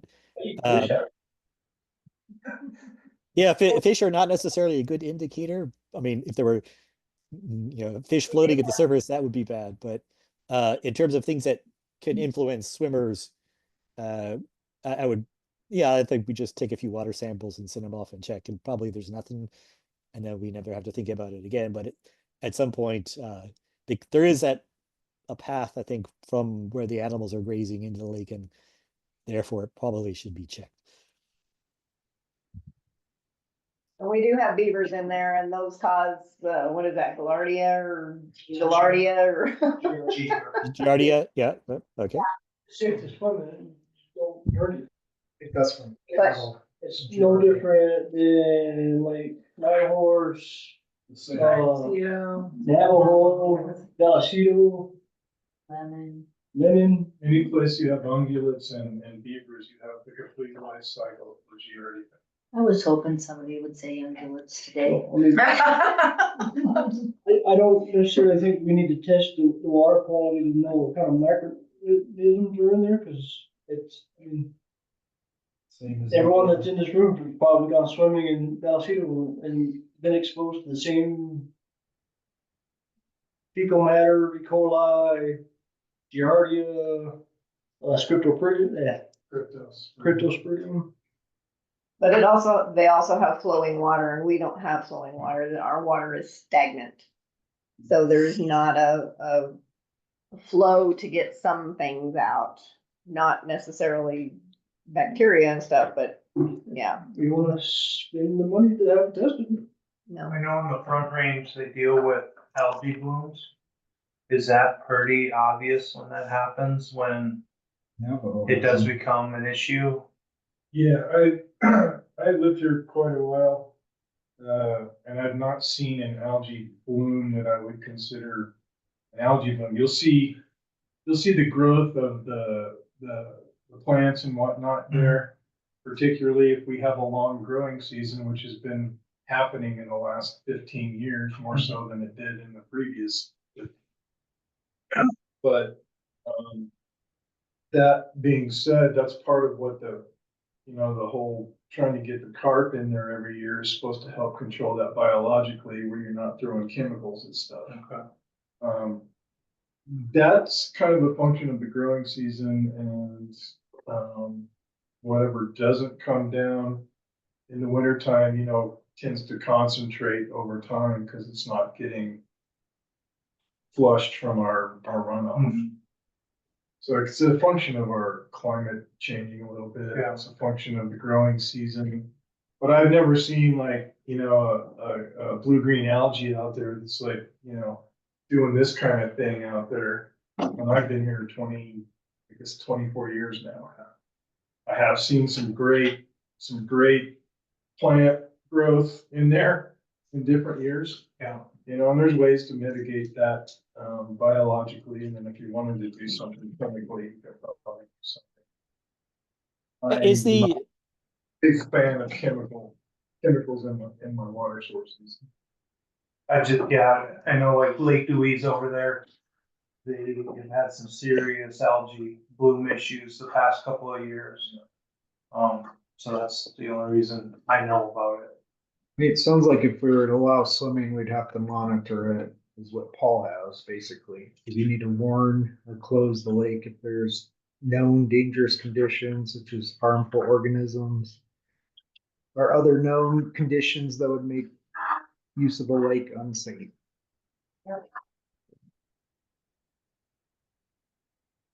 I mean, keep it in the context of, in the last Olympic Games, they did the swimming portion of the triathlon in the Seine River in France. So you can handle quite a lot in the water.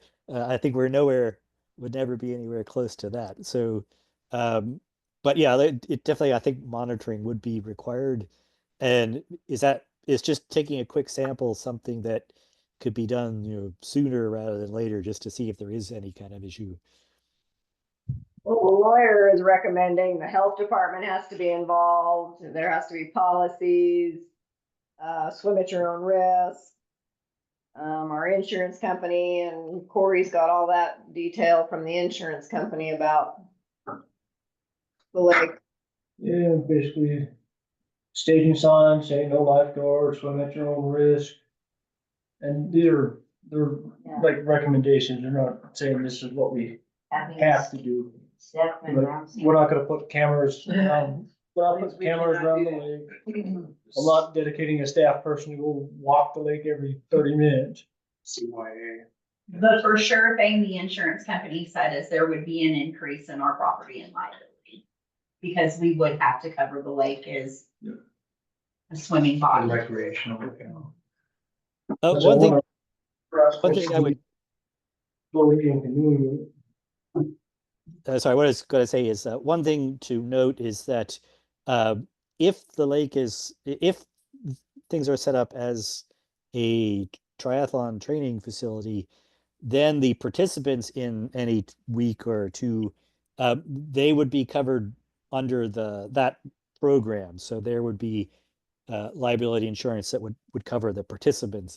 So it would still be viable plan, even if it would be if it would be too expensive for Forest Lakes to handle making it open to the general public, it could still be viable for a limited number of visitors who are covered under their own liability insurance. That's what I'm getting at. So even if the lawyer says, it would cost too much for Forest Lakes to open to the general public, I like to still find out if it could be opened to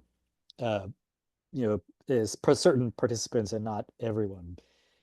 With the idea that this facility, if it brings revenue into Forest Lakes, would offset the cost for the rest of the community center and its renovations so that the general public can use that.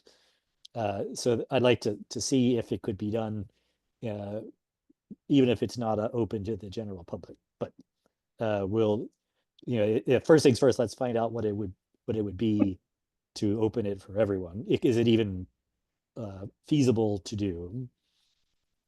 So Patrick, I have two questions for you. One, how many of these events would you expect there to be in a year? Well, I think if we go by the most recent Lake Night Horse Triathlon, they had 78 participants last time. And I would be thinking there would be one triathlon event, an actual competition where there's timers and monitors, and maybe one public one just for Forest Lakes and surrounding communities. But the training that goes on is not an organized race, mind you. It's just people come up they need a place for keeping the bicycles, changing clothes, taking a shower, a headquarters, not a place where they would stay. They would stay in the surrounding area. But you need a central area where at each day you might do, one day they might do the running part, another day they might do the bicycling part, and one day they might do the swimming part. And they're kind of just like visitors to Forest Lakes for a week or two, each day doing part of this training. So it's more like it's a training class and not a race.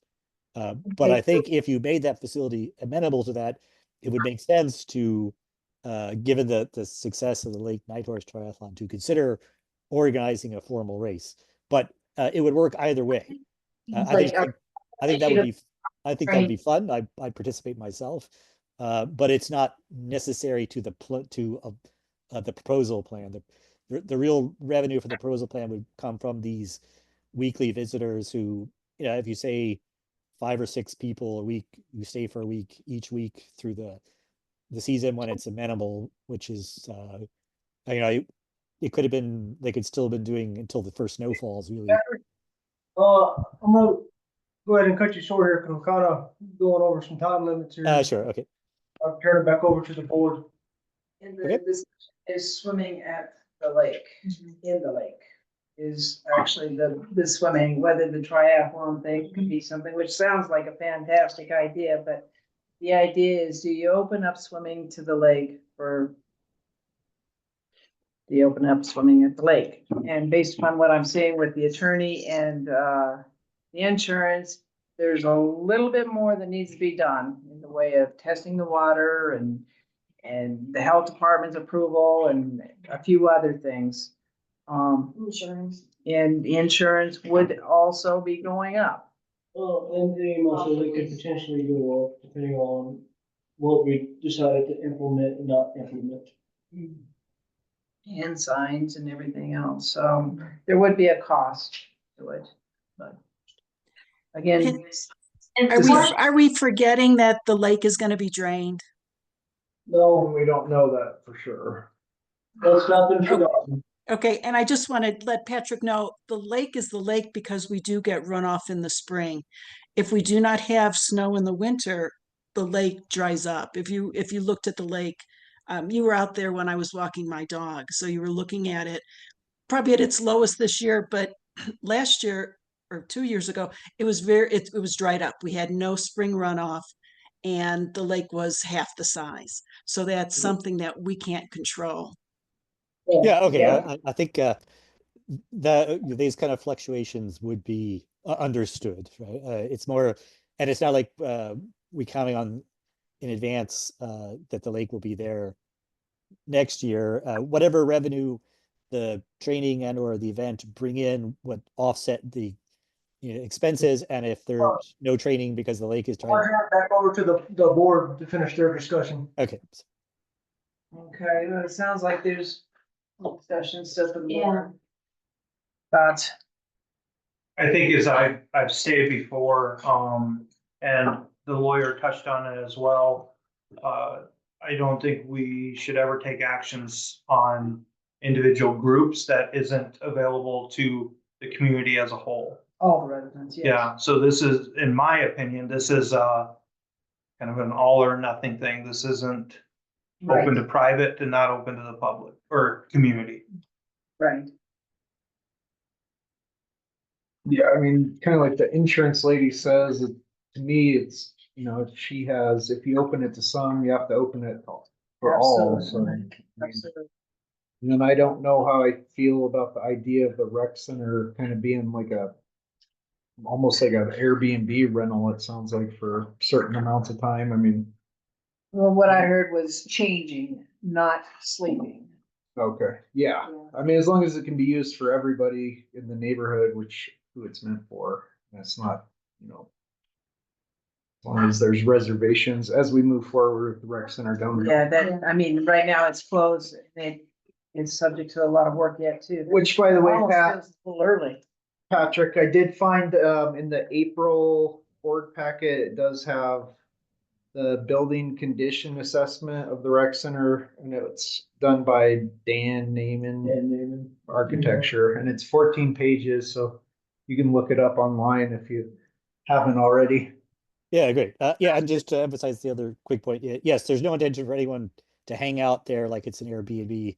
It's just a locker room, you know, we're hoping that the people in the Forest Lakes who have short-term rentals would provide accommodations Yeah, for. it's not ready. So, this is a little too early for like the idea of what you're talking, based on my thoughts here.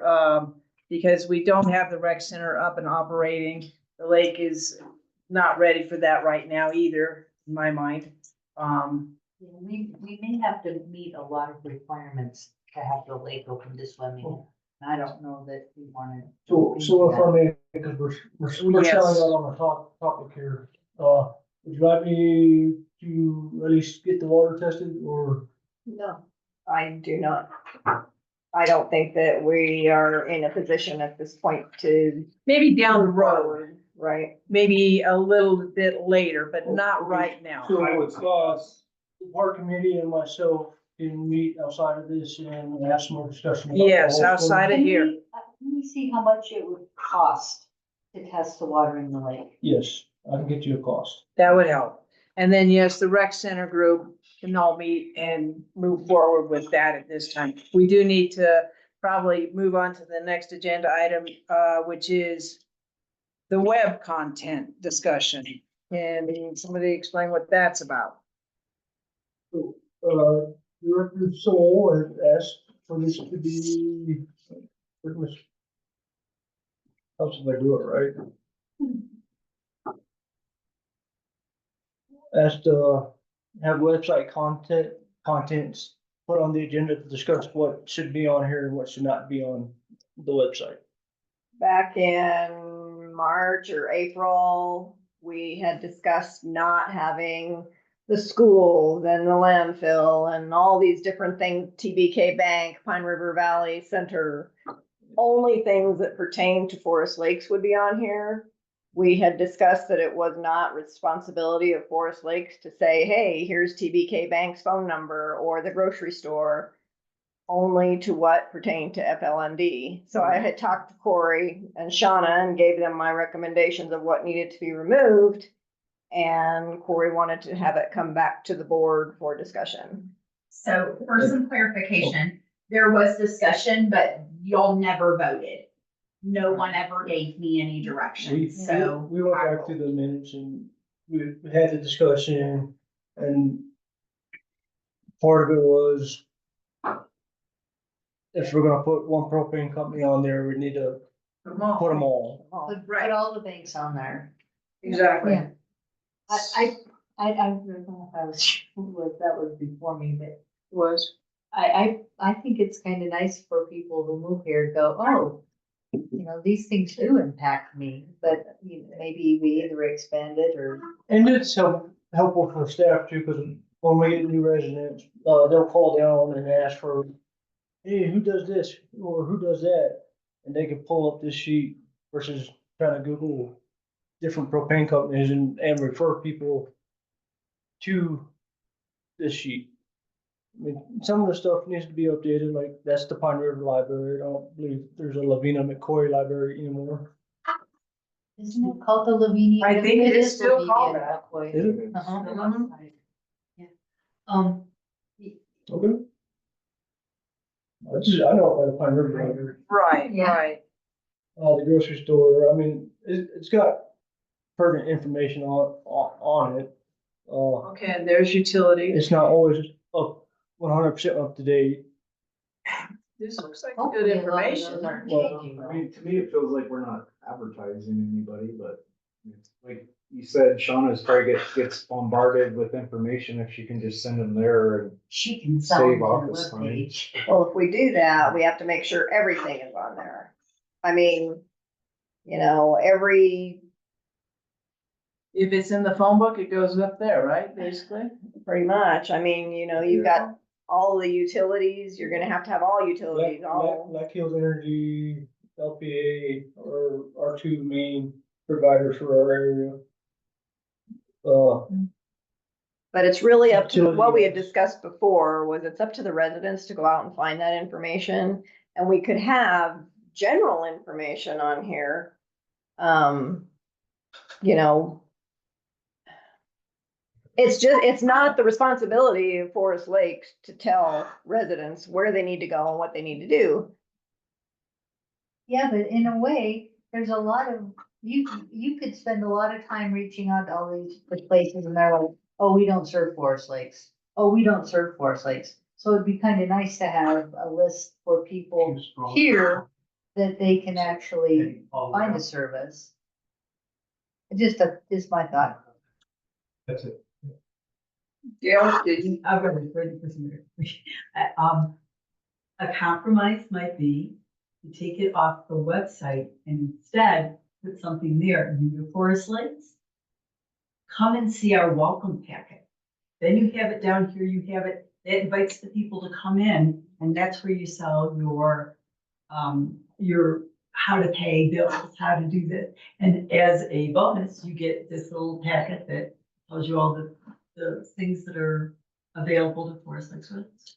And But it's not necessarily on the website. What's on the website It's is, printed on paper. yes.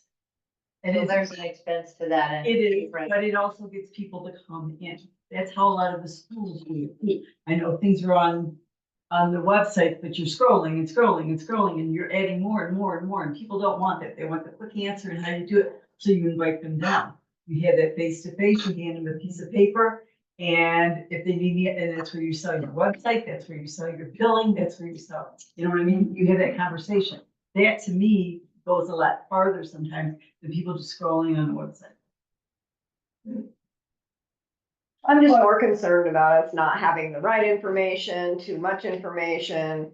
Shauna and Barb having to, oh, here's another one we need to add, and then you've You got this also big put old a long disclaimer list. on it, since we are not endorsing this, these are what other residents have told us or are using. And we're just giving you the most current list that we have, and you put that down there, just like they do for schools and things for seeking Yeah, help. Don't they have a saying that this may not be conclusive Yeah. or all All encompassing. all I encompassing? don't know, Yeah. it doesn't make one difference to us which route the board wants to go. We can take it off the website. I kinda like having- Like police and landfill, like where do you go? What are their hours? You know, you don't have to We can put it carve out here, but the 30 phone numbers. minutes of our time once a year to just I was go gonna through ask how and much time it see. takes. It's not long. but I don't think we need the grocery store, we don't need the It's kinda bank. nice, it's the only grocery store in Bayfield. The hardest part is done, right? That it's The initial setup was the hardest part. Maintaining it's not hard. We can go in here, take numbers off, change things, add, remove, Yeah. whatever you would like. I kind of like Like- having it on there. I Oh, mean, I'm looking up there saying, well, we should add, you know. I looked at, things for- Durango's website. Their website's got a lot of crap on it. Get lost. It's huge, is it not? Uh, It's huge. I looked at the town of Bayfield's website, they have a resource link that has the school districts, bond debt, the police department number. And they don't have propane on there, well, I mean, Most people. they all have Black Hills pretty much in Bayfield. So, I mean, we can do whatever you guys want. Are we voting on this? I need some direction on what to do to the website. Correction, I need Still some, discussion, some, direction on what Shauna's gonna do to the website. that's more like it. Gentlemen, thoughts? Julie's against it. I vote no for, I hear that. yeah. Gentlemen, I haven't heard really a whole lot from you. I mean, I'm not, like I said, I just feel like we're not trying to solicit or favor anybody. It's just kind of general information. And we can put a disclaimer on the page that says, I we're think not, if you're gonna have it, you absolutely should. Yeah. Yeah, it's just gonna grow. It's gonna get bigger and there's more businesses. I mean, you know, people are gonna want plumbers on here and.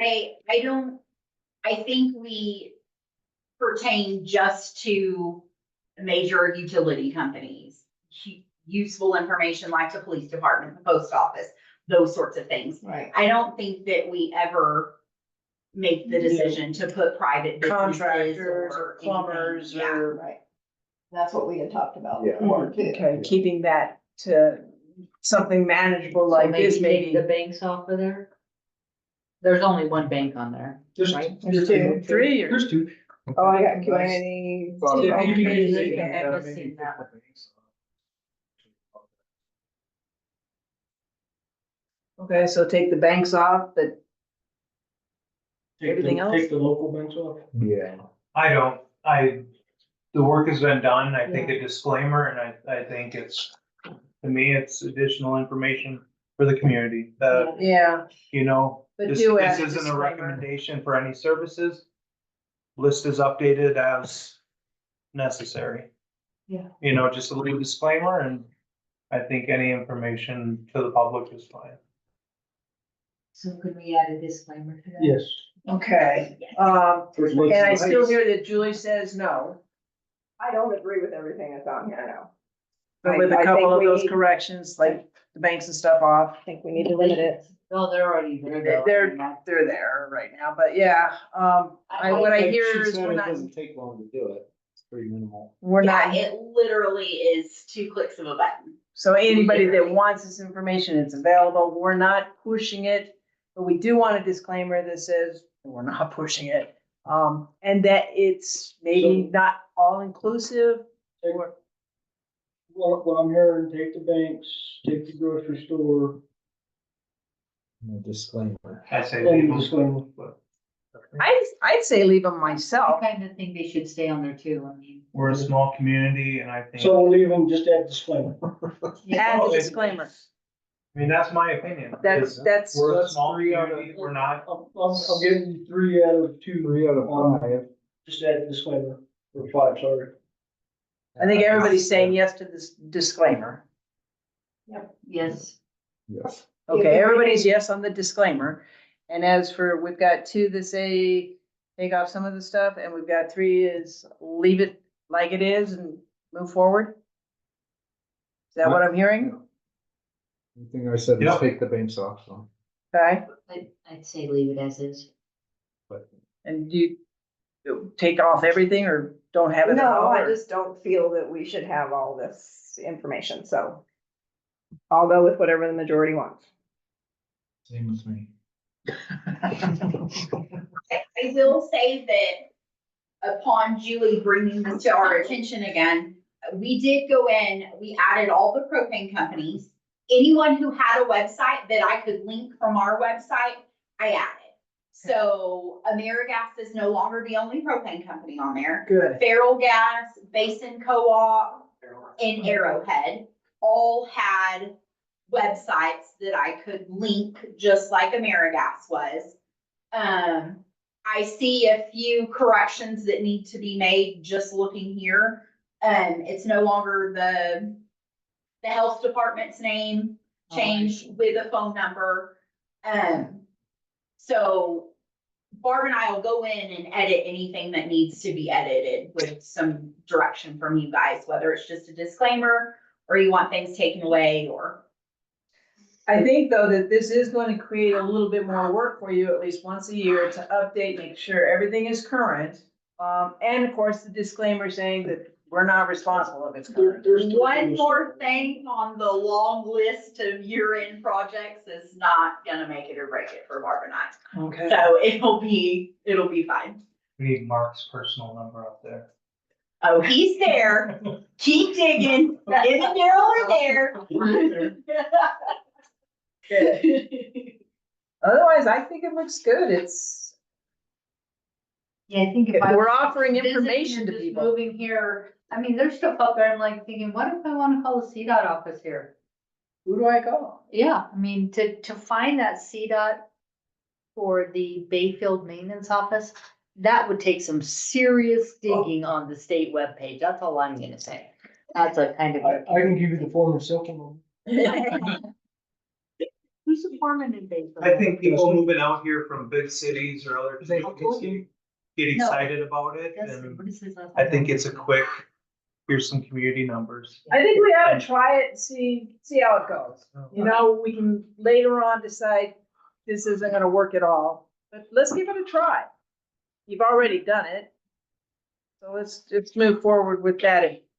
And it sounds like we can all get agreement on that, but we all do want a disclaimer. Okay, moving right along to the next, the letters of interest for the park committee. We have received 5 letters, 4 of which are adults and 1 is a 15-year-old child. Wonderful. So, it's gonna be nice to have them getting some views from Some an actual interest, kid yeah. versus Yeah, adult. that's Uh, wonderful. So what I would like to do is, I'll send an email to all 5, you know, they all been accepted to join the committee and start working out a date. And I'm gonna include the park committee and myself or Daryl. One of us will be on that. Or both. Yeah, that's fine. Well, I don't wanna get Either or, yeah. too many Keep you people on the road informed and start or- to make a decision. Huh. So, Can you tell us who will be joining the committee? I would love to, but odds are I'm gonna butcher some names, so please forgive me. We got Chris Ponyo, Fine. Carl Rosoni. Zoe Buzzplug. Boslinger. BOES BFLUG is what I got. Johnny, can you read the names, please?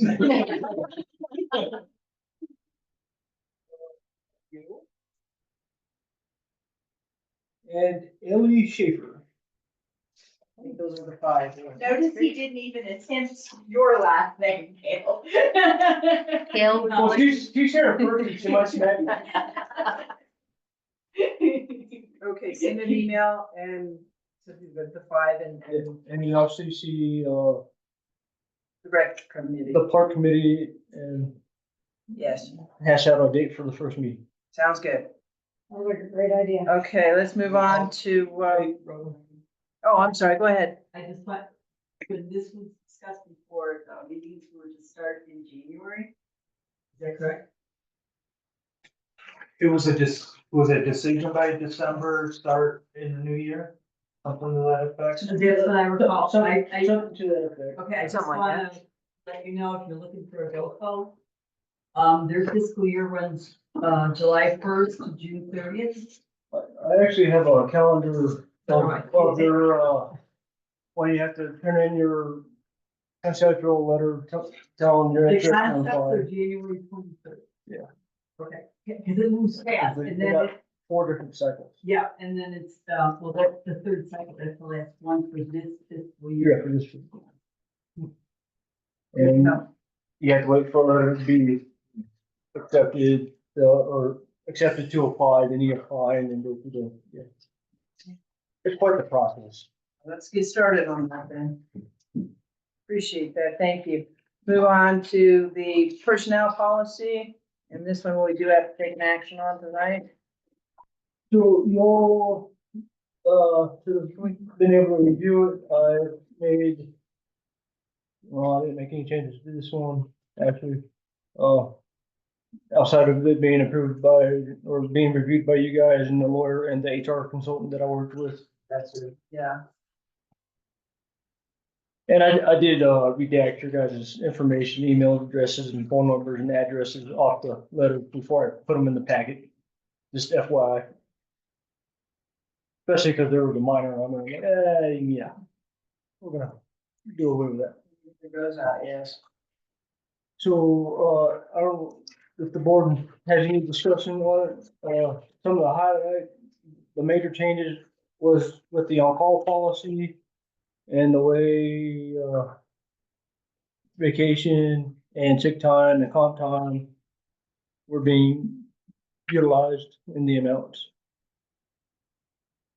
Has And then, everyone had a chance to look at the policy? Oh, Or the, The only personnel policy? thing that we currently don't offer was a wellness benefit that me and you talked about. Of setting aside, which it's gonna be its own standalone policy, it's not in this policy. So that ain't, $100 reimbursement for sporting equipment, like tennis shoes, hiking shoes. To help encourage To encourage wellness. wellness, yes, wellness benefit or something, that's what it's called. that we Yeah, were it's called a talking wellness about. benefit. I think it was wellness. Discussion on the policy? I'll let everybody go first. I've got some questions. Go ahead, maybe you should start. Maybe it's the same question. Okay, page 12. In here, it talks about clothing. Clothing should not be in the benefits package, I don't feel. Uniforms and the sort? Yeah, It's a benefit that's currently offered. It already, yeah, it is. Where do you think that should go? well, it talks about the procedure, the department procedures, clothing C, where are we? 13. 13, page 13, sorry.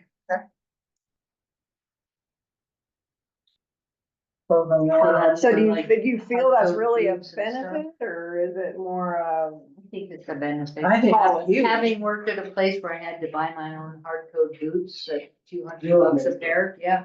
that's a good benefit? then? Yes. It's I was just definitely, wondering if it needed to be somewhere else outside of this policy. I would think it needs to be here. Because then it's upfront when somebody's coming on board, then they know what to expect. So they don't have to think, oh my God, I'm gonna have to buy clothing. Right, because we have an expectation of what they have to wear, correct? Winter time and stuff, they need to, Well, predict the swimming And suit. they need to be presentable, Exactly. and what the $500 does, is that, that gets them, pants, work Boots. shirts, Jacket, cold weather gear, coveralls, jackets. gloves. Yeah, I'm not disagreeing Beanies. with giving it to them, I just didn't know if it belonged in. I the think it's a policy. benefit, totally. Okay, Yeah, and I agree with that it would be here, it's a good spot. okay. Yeah, go ahead, though. Keep going, what else you got? Page 15, vacation. What do you got on that? The last sentence. 15B. The last sentence looked like it was missing something. An employee terminating shall be paid as part of the final paycheck accrued but unused vacation. But Well, not there- unused vacation. I think the knot got cut off because we still have the comments over here. So the clean version one, the one that will get attached with the resolution will not have these comments. Yeah, so it says Boxes. accrued but not unused. Wait, that still doesn't make sense. Yeah, I didn't see it. If it's accrued There's a word and missing. not used. I don't know about Yeah, that. see, it's not in comments, so there is. It's saying he can, they'll get their unused vacation, right? That's what it's Yeah, saying. yeah, they'll get their unused vacation. Or maybe accrued and unused. So it's accrued but unused. No. Okay. Yeah. So there's a grammar correction that. needs Yeah, to be- just, Okay, so there's that. so good catch. Grammar correction. Okay, so that makes more sense. Yeah. Good. Page 16. This is me because all the companies that I've been in have eliminated this.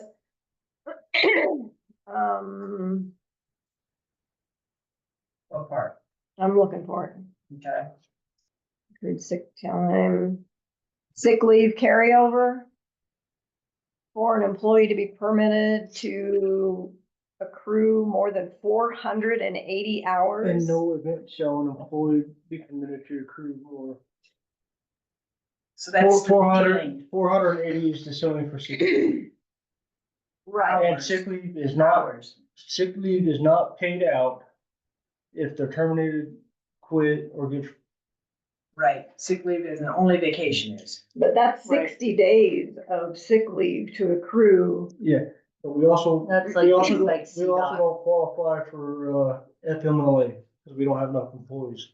So that's kind of where you get 12 weeks for a family medical emergency. Mhm. This kind of takes the place of that. Okay, that's okay then, because I also had on here, why don't we have FLMLA? It's the number of employees. Yeah, we don't qualify, we don't have enough So employees. at the end of that same thing, at the end of that sentence, upon separation from employees will not be paid for unused but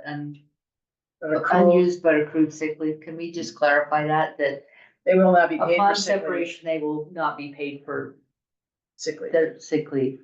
Right, when they leave the company, when they leave the district. And that's for any reason. Right. Sick Will leave not be is never paid for out. unused. Whether they quit or Yeah. they're. Yeah. So what I'm saying, even though you have it accrued, You don't get paid. you don't get paid for it. Yeah. Now, if you get terminated in the middle of a pay period and you have utilized some of that sick leave before you were terminated, we have to pay that.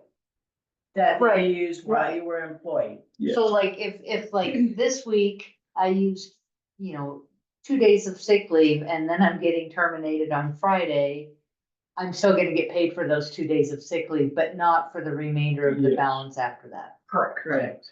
Well, it says employees will not be paid for unused, but for accrued sick leave. So if they've accrued 60 days of sick leave and they leave, they're getting paid for 60 days. No, That's not how I read that, but I that's can. not how I read it either. Let's make sure that we say that we do not pay sick leave after their quit date or termination date, whatever.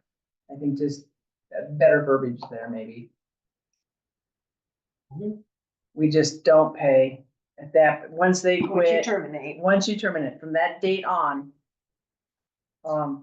That's the magical date. Yeah, because Date of essentially, termination. like using the scenario I just said, if I'm being terminated on a Friday, Right, I'm being paid for everything before Friday. that Monday, Tuesday, yeah, That I think is fairly clear. okay. Yeah, that can use a little bit of Don't work, so I'm fire not me. confused. So we're not paying them for accrued sick leave if they Right. terminate. Correct. Right, okay. No, the one thing that is paid out is vacation and comp time. Right. Okay. Time Alright. burned and vacation. Let's see, bereavement, where was that? Right here, G. I feel that bereavement should be bumped up from 3 days to 5 days. If somebody passes away, you have a day's worth of travel to get somewhere, you have 1 day to be with your family, and then you have to travel back. I feel that they should have a little bit more time. I think this My is kind opinion. of standard. I think 3 days is pretty standard. When we I get mean, they there. take more time off, what they needed, but we're gonna pay them But 3 we'll- days. Which they don't earn, but they can take like sick leave, I think, Yeah, family sick sick leave. leave or Sick leave qualifies for. bereavement. For an event of a death or, Well, you can do compensatory vacation or sick leave. Right, it says may request additional Additional. unpaid leave Or or leave the without use of pay. accrued Compensatory We're just saying, vacation, sick leave. we're gonna pay the employee 3 days to not be here so he can, or she can On our dime. go do what they need to do to bereave the loss of a loved one. Yeah. Right. My experience, 3 days is pretty standard. I've never seen 5 actually. That's Yeah. just my experience. Yeah. Anything beyond that, that's what you're saying, sick leave can be utilized. Sick leave, or you can request additional time off without pay or Vacation, vacation. yeah. Well, I'll say I do sick leave because of the cruise festival. Are you gonna be accommodating to that? I have a soul. Then I agree, the 3 days, because, you know, you can use your time after that or around that, Yeah. get to your weekends, you know. That's me. Yeah, my experience has been different, so, okay, we'll leave it. H on page 19. Chris, what's your feeling about that?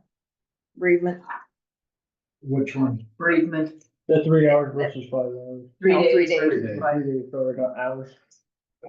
You get 3 hours to bereave. I mean, if you want my honest opinion, this was one of those things that always like kind of blew me away when I first started on the board, because I'm more of in the private sector, and just, 12 holidays. You get 12 holidays paid for, 12 sick days and 10 vacation days from 0 to 4 years. And that's 34 working days in the year, which is 1 day short of 7 weeks. And that's always just kind of, I mean, I know I don't get 1 day short of 7 weeks off, so I'm like, whoa, that's crazy. I've been at my employer for 27 years and I don't get it. Yeah. I mean, I'm just, whatever the board thinks on the 3 to 5, so.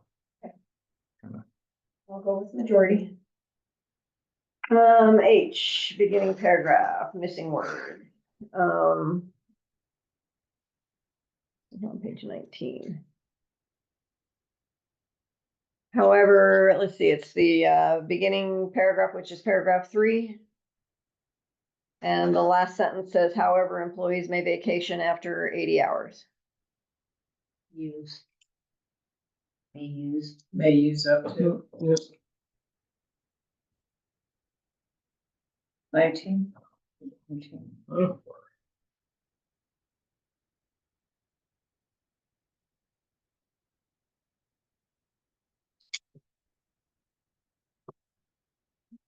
So we just need some wording in there. Yes. FMLA, you guys already did that with the sick Right. time, maternity leave, It has to be in there. That's the law. because it's law. what? The FMLA. Even though we don't qualify for it, we still have to be in a personnel policy because it's law. Oh, I'm sorry, that wasn't what I meant. I didn't read my notes. Should something be in here regarding pregnancy for FMLA, or is maternity leave? Maternity Maternity leave maternity leave is is the requirement now. a requirement. And then you also saw something in there about nursing mothers and Yeah. making accommodations. All of it, Federal new state laws that need to be in the policy. making it more current and legal. H, which was, Jury duty? no. It was about lunch hours. So the HR consultant and both the lawyer decided that's not to like, be real strict on lunch hours. Do not. So that's why they kind of wrote it, because sometimes you're gonna be required, you have to work into your lunch hour and then take your lunch hour later in the day. Well, my question was, maybe everybody in the district likes it, I don't know, but 30 minutes to me is pretty short. Why would we not give them 1 hour if they have to make phone calls and make a doctor's appointment, and stuff like that? That kind of doesn't give them much They do have time. the choice of having an hour lunch. So what we do is they clock in and out for that 30-minute period. But they can take their 2 15-minute breaks. and making our lunch, which All of us do. we all do. Take an hour. Yeah. Yeah, okay. So All right, that works all right then. yep. Safety. Safety. And the other thing too, if we give them an hour lunch, then they're here, till 4:30 versus the 4 o'clock they're getting off now. So page 27, Safety C, something about physicians. reporting accidents and workers' compensation. Let me go to my PDF here. Page 27.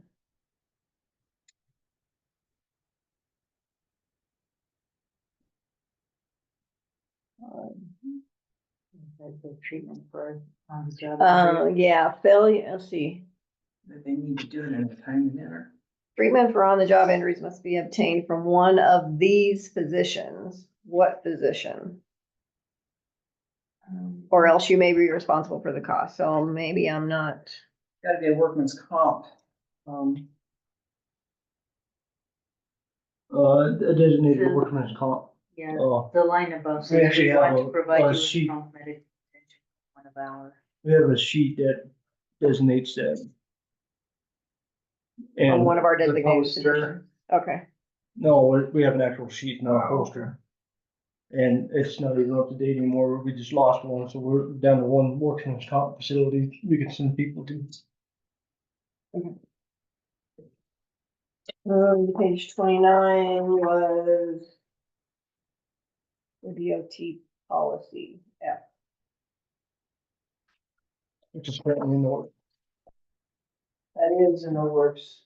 That's still in the works. Yeah. Okay, oh, okay, so this is in the works.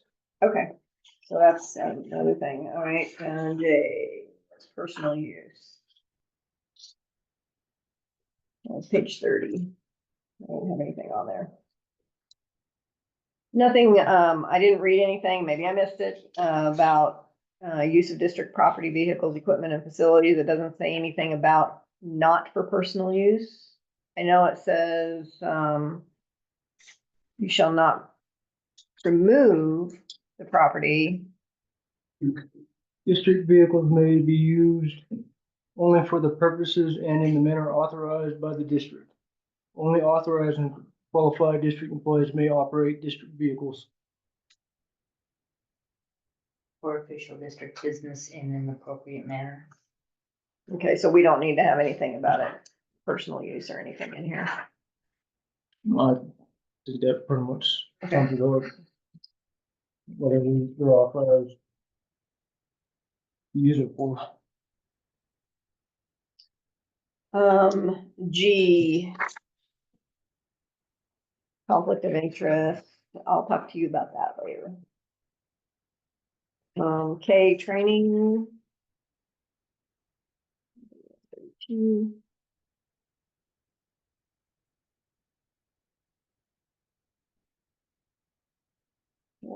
Training and education.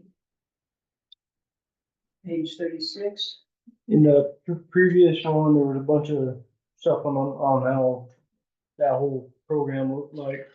It needs to be pulled out like some of these other policies and turned Yeah. into its own standalone document. That's what I was Which gonna ask about. Currently working on that as well. Okay, so it is gonna be a standalone policy. Every policy that got pulled out of the personnel policy, you guys will be seeing it in front of you to be approved by resolution. Okay. The only other thing that I recommend is on the acknowledgement of receipt date. On the last page.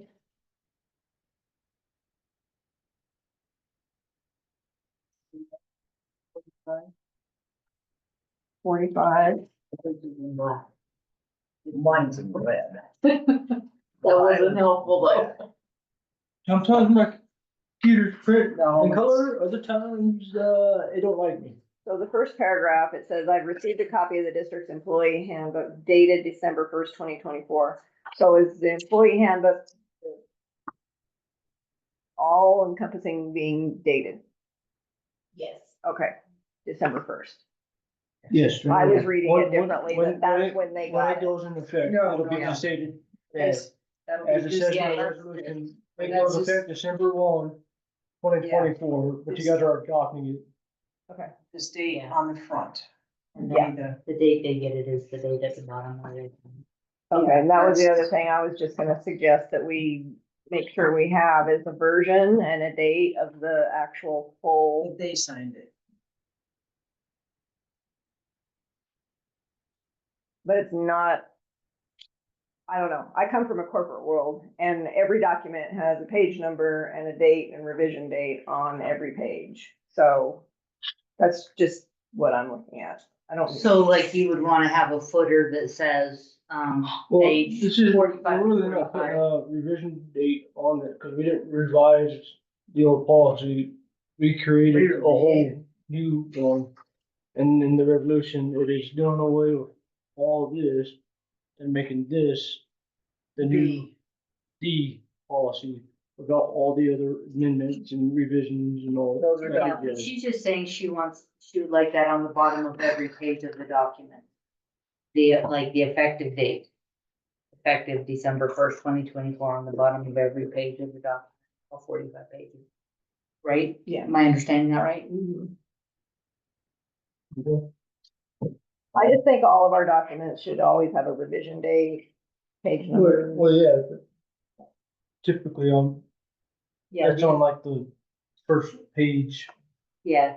The effect, if we revise it, then the effective date is the date of the revision, correct? Yes.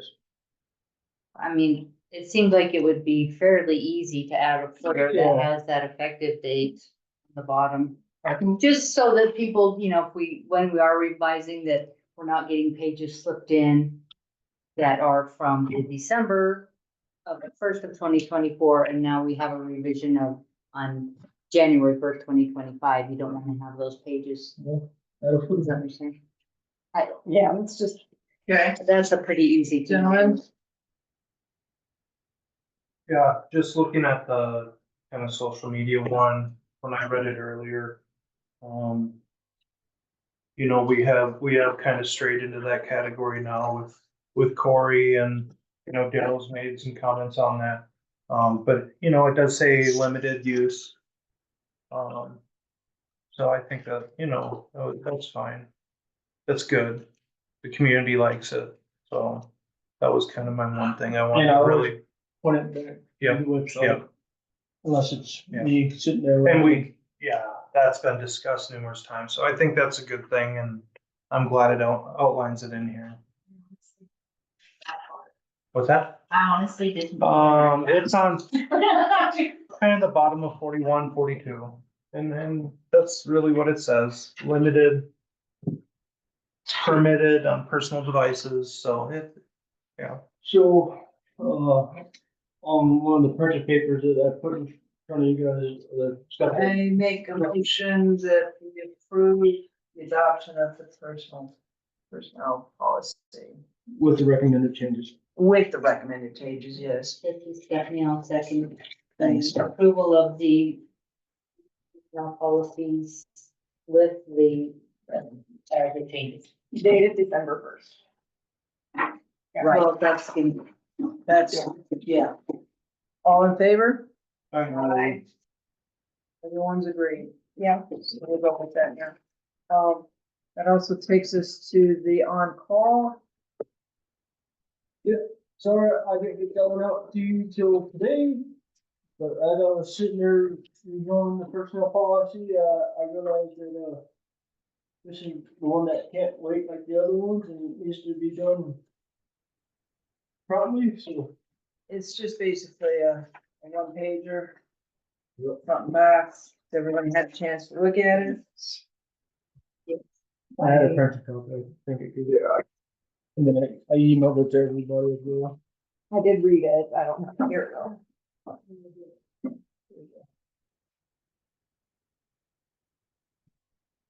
I didn't see any issues. No, I wrote a couple of notes, but they're fine. And, I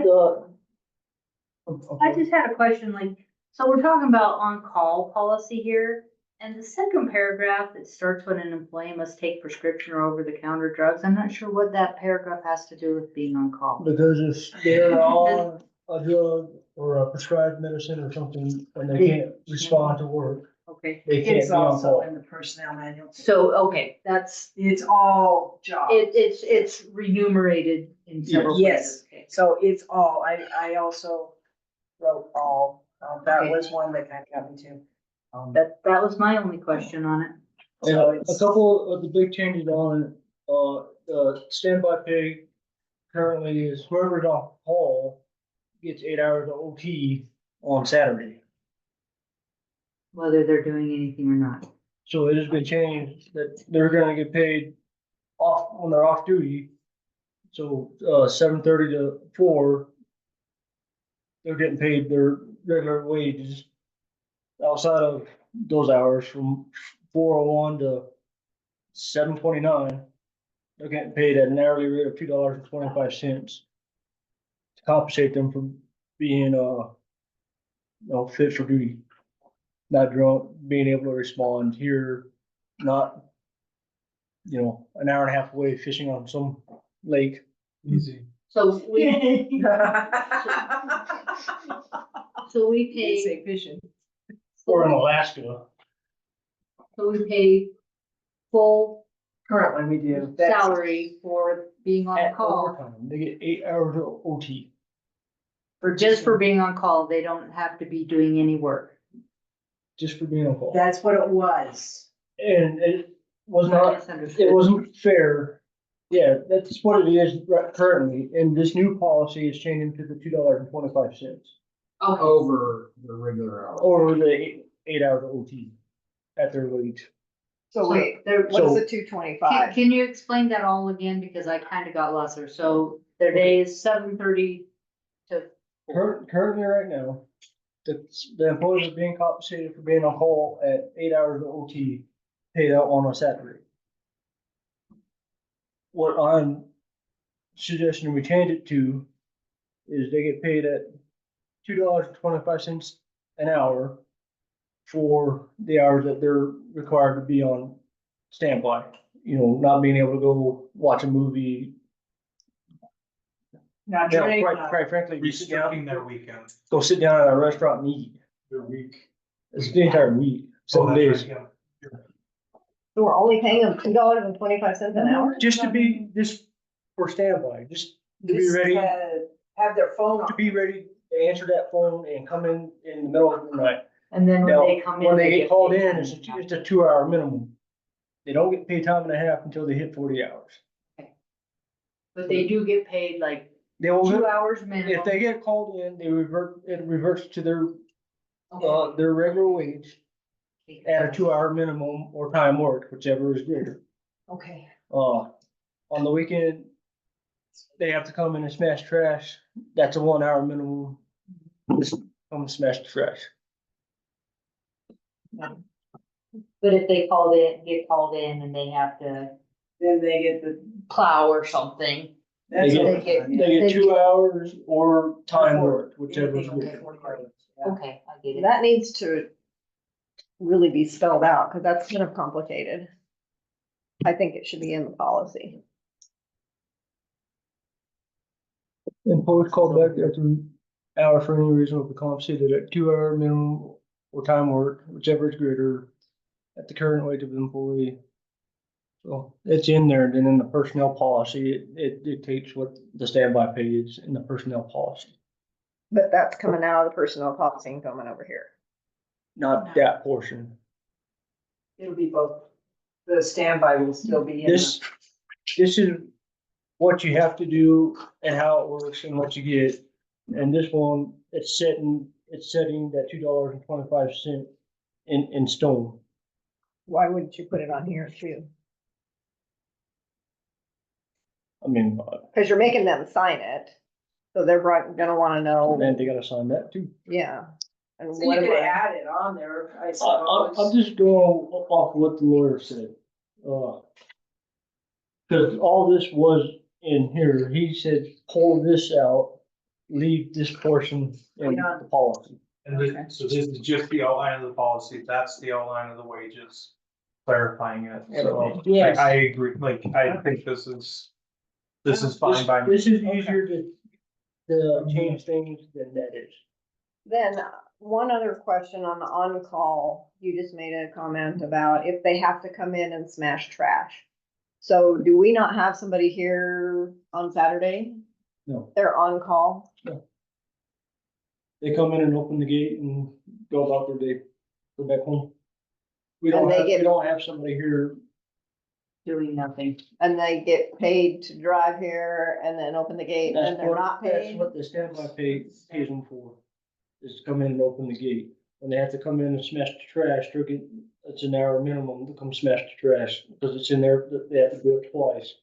Middle of the day and when they close the gates. And they get paid for an hour of time to work. The standby pay is covering them to drive and to come open the gate and close the gate, and And does the on-call person have a company vehicle or they're using not their afford own? it to take one home. I don't know if they do or not. Some of them do, some of them don't, Okay. but they have the option of driving a Forest Lakes truck the week that they're on call. Okay. Is that on call? You said it's 7 days a week? Yeah. Yes. 24/7? Okay. So we're paying It's them? not really 24/7, because when they're at work. Yeah, right. I And guess that's that's why- only for Saturday, Sunday. And part of changing it 24/2? to a set fee for everybody versus the standby being based off, employees' wages, Sure. is it's fair across the board. Yeah. To where, say Mark makes $20 and I make 10. He's getting paid more to do the same duties that essentially I would be doing. And there is a rotation of on-call. So they have a calendar and they rotate it every, there's 7 of them now in the on-call rotation? 6. Your 2 and Daryl's 4, right? Doug's not on call. Doug's not on call. So I guess there's 5 of them in the rotation of on-call. Thanks for taking all the time to explain. Yes, There- 5. Any issue with the directors have brought up with this policy at all? That you guys see, There were some concerns, and I think we sat down and hashed it out pretty. this is pretty agreeable to the directors, to you? Yeah, I didn't just create this out of thin air. I No, sat down and with that's all I'm clarifying, them. for the. They don't agree with all the changes, but there's compromise. Okay. I mean, speak now. I would forever. like to verify, because I don't have the same copy that you have in front of you, but they are still getting their holiday pay on top of their hours that they work for plowing snow. It's in Yes. the- Holiday pay will count as hours worked. Yes. Okay. That was, we did, yes. If the discussion's done, I would like to make a motion to approve the adoption of the on-call policy dated 2024 This is Julie, I second. with no corrections. I don't have any questions. We were just talking about the on-call policy. Yep, as I don't think, as other presented. than clearing it up, I don't think. So I second that motion. I already did. I already did, thanks, Michael, you did, okay, all in favor? I, Aye. Looking at the date on the meeting date, it's like, what's the wrong date? Okay, moving right along. That will take us to, there was a discussion, with Doug Hawkins regarding, what's the verbiage? Consolidating, lot consolidation. And we asked the district manager, Corey, to take it to the attorney and get some input on information on that, if I recall. I did get a letter back and I sent it to you. I ran out of time to give you a call this afternoon. I haven't seen that. Just You want- today, just today. Yeah, I literally got it like 30 minutes before you. Basically what you said. That's basically what I said. He does go on here and say that we can create our own policy to So we would have to basically have like a land. A code, land use code. Well, we don't have our own land use code, we use We the don't have- counties. We don't have our own building code. We use the counties. Paul did say we can change the policy. Very extensively, I might add, is what he said. And make it to where, Second page. and make it to where we can do our own internal lot consolidation without forcing homeowners to go through the county's process. Currently, we don't have said policies. And I'm not gonna sit here and, BS you, it's not on my priority to do list. So that being said, currently, the ruling is everybody goes to the county, and if they want to consolidate, they go to the county. And we've made other residents go through the county process. I'm not opposed to, in the future, Doing a developing a policy. Creating a policy that would. I think we just stick with the county, so. That's where we are currently. And that's where our lawyer is suggesting. I We mean, stick that's, with- if you wanna combine lots, you do it through the county. I'm not asking to combine lots, I'm asking you to go ahead and not charge for sewer and water on a lot that's there, every restriction you want on that. Okay, and I haven't read this, Cory, so basically I'm going on what you told me. What I was told is, we've done it this way in the past. Well, we're a country that doesn't do everything the way we've done in the past, okay? And, so I'm just asking, you know, I would gladly go through the county, but I don't wanna pay a surveyor, you know, $3,000, $3,500 to do it. I'll pay the county for their couple hundred, you know, it's like $500 to $600. Okay, so, you know, I don't like the argument, we've done it this way in the past, let's go with it, okay? I mean, I'm telling you, I don't wanna build on this lot. Okay, and my neighbors don't want me to build on the lot, and they said, we'll buy it from you, so you don't build on the lot, okay? Right. And I'm just saying, you seem reasonable. Fellow was in here a month ago, had a water problem. Agreed with what you came up with as a solution. I'm just saying, and for that, I realize you're gonna lose some money. But if I have to go ahead and pay for a survey and everything else, you're not gonna get the $1,000 I'm offering you to go ahead and do it. So what I think we should do is have Cory come up with a policy to say, here's what, if you have a lot, okay, and you don't wanna build on it or whatever, okay. You know, here's what you have to do and here's the fee you have to pay. That's all I'm trying to say, and we don't live on laurels just because it was right in the past to go through it. I mean, No, there's a few people that have more than one lot. I'm understanding. So, and they are paying, their monthly fees on both lots. And if I said that whatever you do for me, you gotta open up for everybody else. Exactly. I'm not trying Exactly. to go ahead. I mean, I'm just saying, you know, here's what we've done, okay, and take a look at it. Okay, but just because we've done it in the past, I don't accept that as a reason. So you don't accept the county rules? Well, if that's what it says in here, what Cory mentioned to me, it said, the lawyer basically said, you've done it in the past this way, stick with what you've done. Yeah, Okay, I guess what I'm reading the lawyer saying here is that if the board wants to waive the availability of service fee, which is what you're being charged, we would need to amend the provision plus other provisions that aren't mentioned here.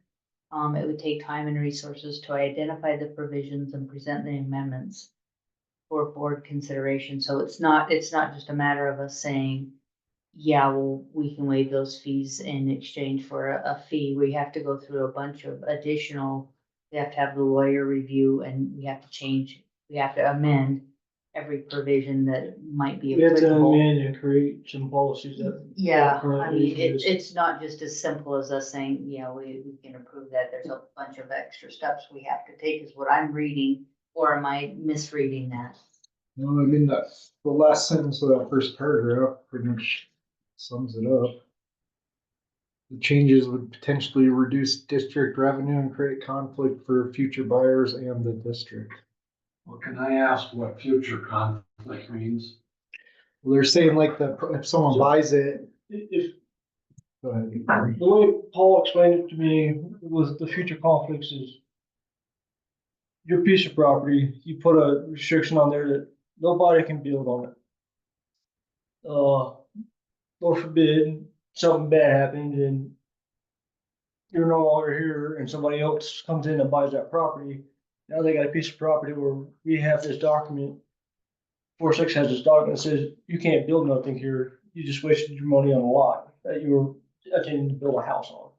Saying That- part of the provision of a lot, so that's on there. It's not my word, it's not your word, that's on a piece of paper recorded with the county. And that's where the That's a conflict would come from, is somebody would buy this property wanting to build. That's the conflict he's talking about, because it would create a conflict between the buyer of that lot and Forest Lakes. When they buy it, thinking that they're gonna be able to build a house, and then they come with us with all this stuff, and I go, I'm sorry, we have this document that says you can't build on it. You just bought a vacant lot that you can do nothing with. On a piece of paper recorded with the county would be the restrictions, whatever restriction the wording that you want to put on it. Which is very true, but then we, assuming the board is still here, would have to say, well, we made this special provision for this person. And then that's where the conflict comes in. Not that we didn't follow through the proper channels like you're suggesting, but because people are gonna be like, why did you do that? I mean, just for example, somebody might say, that's just ridiculous. Why do you do it? You're a subdivision. You have water and sewer to my property line. And now I can't access that. Why did you allow that to happen? That's just an example of a form of conflict. What Corey told me that we could propose is there's a policy to say, if you want to do it, here's the verbiage you have to put with the deed, here's the amount that you'll have to go ahead and pay. And you're getting some money for it as opposed to losing revenue. And $1,000, just, it's, Yeah. and it's great, but no. And it's more than just the money, because And- what the lawyer's saying is we're not just changing this one thing, we have to change a whole bunch of things, so we don't even know what they are until we spend the money to have the lawyer go through and say, this policy changes this policy, that policy, and the next policy. So it's a very big thing for us to do, to have to pay a lawyer to go through and then change all these policies. And what I hear you saying is that you'd gladly give us $1,000 just not to charge your other property just for you while you're here and stuff like that's what I hear, right? No, I didn't say just for me. I never said just for me. Okay, let me rephrase that. What you're saying is that you would gladly pay us $1,000 not to pay the fee for the other properties that you own. And to make some money, as opposed to if I have to go ahead and pay for the surveyor and everything else, you'll get zero. Right. Yes.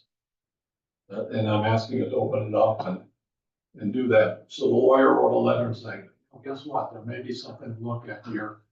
I don't recommend it. I mean, it's, to me, he doesn't answer what you asked him for. he doesn't recommend it, but he did say that we can make these changes, and he also puts in there the reason why he doesn't recommend that we do it.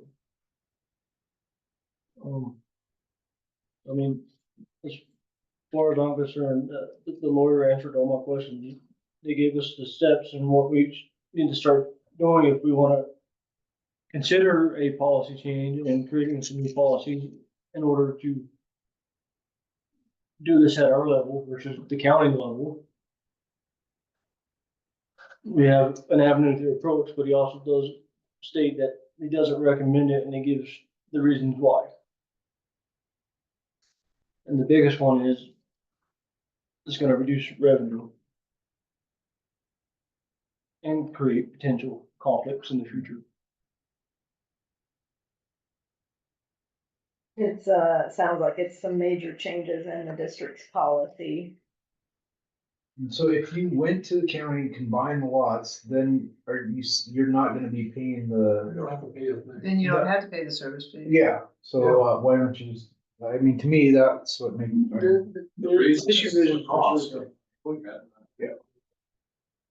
Well, it seems like we would still want a survey if we were doing it for Forest Lakes, if we were doing it. It So, seems like a survey needs essentially- done either way. Essentially, what would be created is we don't have the authority to consolidate the lots. That has to go through Right. the county. And I'm not asking for that. No, yeah. What this policy would be making that property owner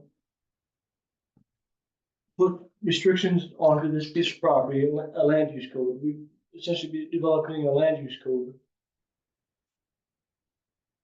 And saying, you gotta do X, Y, and Z and give us so much to narrow and Doing a land use code though, that doesn't have to go through the county? we can develop our own land use code. That follows suit with county provision. But then that stands for every person in But the Forest problem, Lake. the problem is, I need to get clarification on this. I don't know that we can develop our own land use code because we're not a municipality. We don't have a municipal code. You still want public input too. Yeah, this wouldn't be something that's developed, this, town of Bayfield just went through their land use code and it took them a year and a half. Yeah, well, in La Plata County, how long has it taken them? I Years. don't know. I mean, would we have to hire a planner to have a land use code, to implement a land use code? We would have to hire a planner At least to a review consultant. everything. At least yeah. they consult. Yeah, some sort, yeah. So currently, lot consolidations come across my desk to get the blessing from the district. Okay.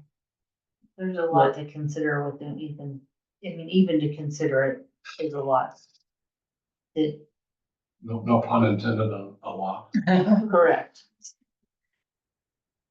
Substantial, it would be substantial.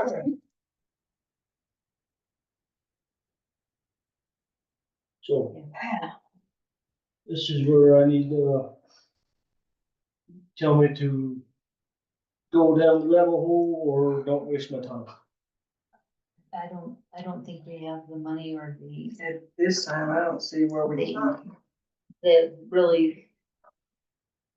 I think purposeful, it would be pretty short-sighted for us to try to change all of our policies. But we don't have any idea what the cost, like you said before, testing the water. Let's get an estimate of what it's gonna cost to test the water. He just threw out a number, he didn't even throw out a number, he just said, oh, we gotta change some stuff. To be honest with you, I mean, I'm ignorant of changing a policy, because I don't know what. All I'm saying is, you know, you're not a metro district, but you're a district I can't vote in, okay? So you're a federal, some district or whatever. We're Title 32 metro district.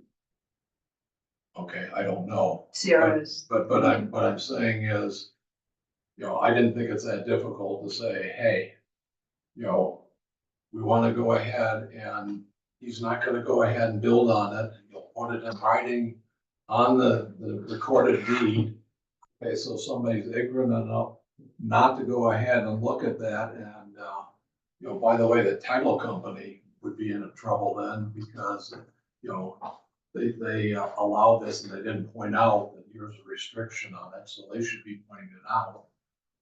So I'm just saying, you know, if it were $10, I wouldn't even be here and waste your time, okay? But I mean, it's like, you're gonna lose money, okay? I'm gonna pay more money.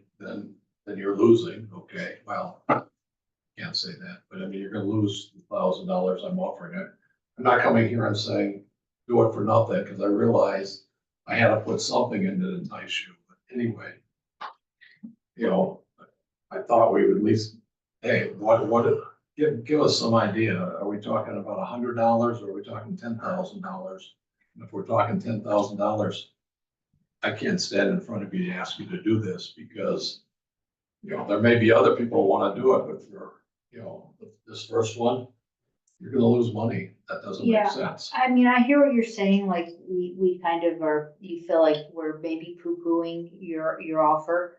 But, you know, last board meeting, we said we would talk to our attorney to figure some stuff out. He's saying, we paid the attorney to give us his advice. And his advice is to not do it, and I think we have to respect that. That's what we paid this person for. And I really don't feel like we're just negating your request. I think we have, you know, the fact that we did take the time, Corey's time and then attorney's time to get this opinion. And it would probably not be worth us putting a whole bunch of time in to find out how much it would cost to redo all of our policies and create a planning department. The land use code is probably gonna be significant if you're talking about a year and a half for Bayfield and they already had one. I don't know, that's just my opinion. No, I agree with you. You said that very well. Yeah, well said. I agree too. And the idea that we did pay an attorney's fees for and going that extra step to see was a plus because we got nothing, you know, or we'll get nothing. I look at this and said, would potentially reduce the district revenue. You didn't have to pay an attorney to get that statement. You mentioned it, you know, hey, this will reduce revenue. You didn't have to pay an attorney to that. You didn't have to pay an attorney to go ahead and say, guess what, we haven't done this before, so. Yeah. I'm sorry. I'll say my opinion as a multiple lot owner in similar situation as yours, right next to each other. I worry about us developing a land use code that might open us up to litigation in the future when there is already an established code in the county. There is established process. I hate the fact that this is personal. These surveyors are charging this much to identify pins that are already in the ground. I went to the same person that did it. I went to the county and said, guess what? I know a CAD designer. Give me your 2 plot plans. You know, And I'll come up with a new plot plan. And, you know, the answer was no. there should absolutely be a lowered fee for identifying already current stakes.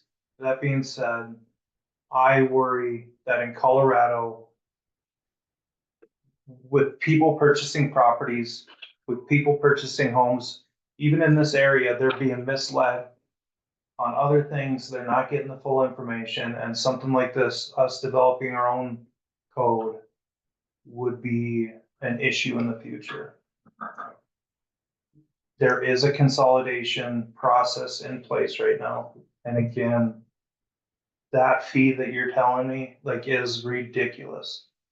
And I hate it for you. I just think with the process in place that we should stick with that personally. I had no idea that, you know, changing water charges and fees, okay, would cause a code change.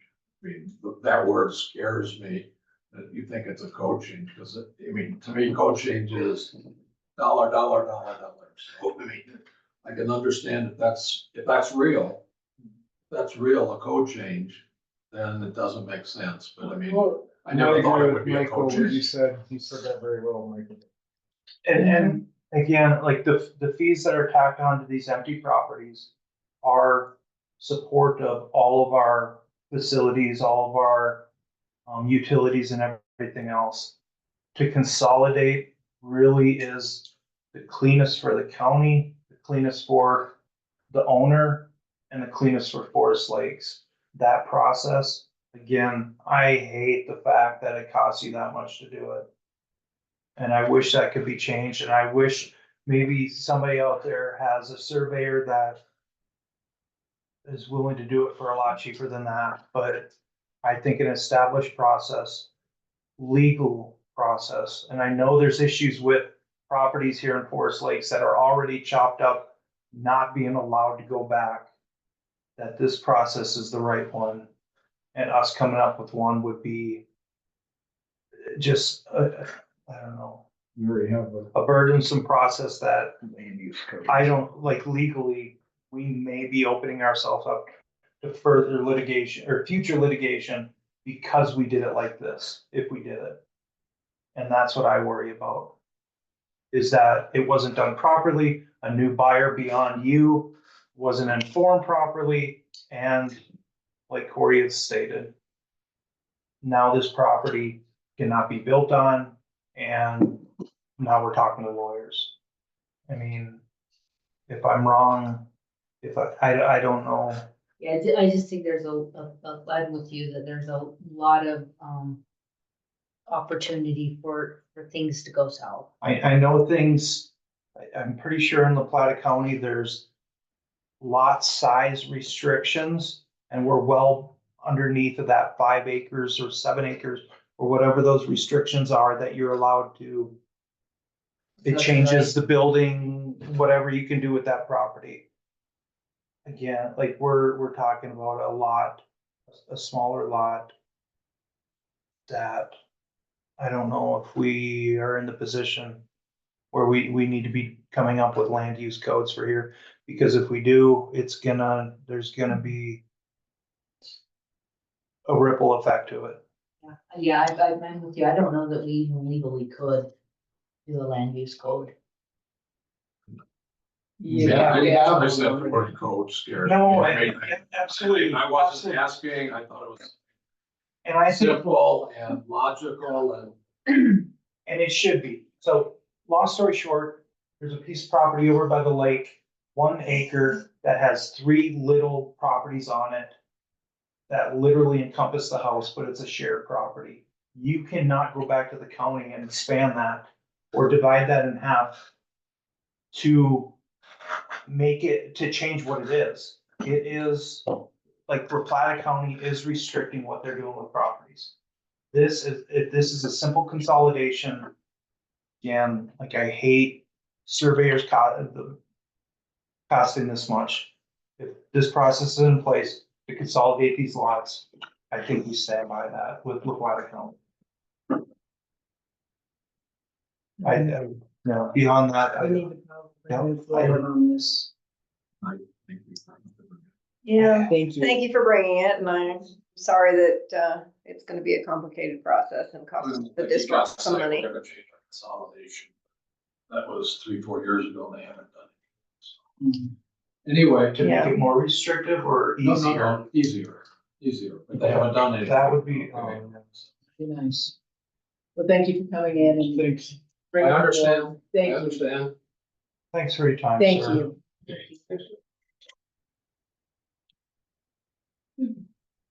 Okay, so we're not gonna do anything with that. That's the action. Okay, let's take it on to the board. The reports for like the budget committee. Anything from the budget committee? Just, that we've gone down a little bit in our spend, so that's good, from 185 in August to 137,000 in September. So maybe we can make it less November and December. You got 10 days like that.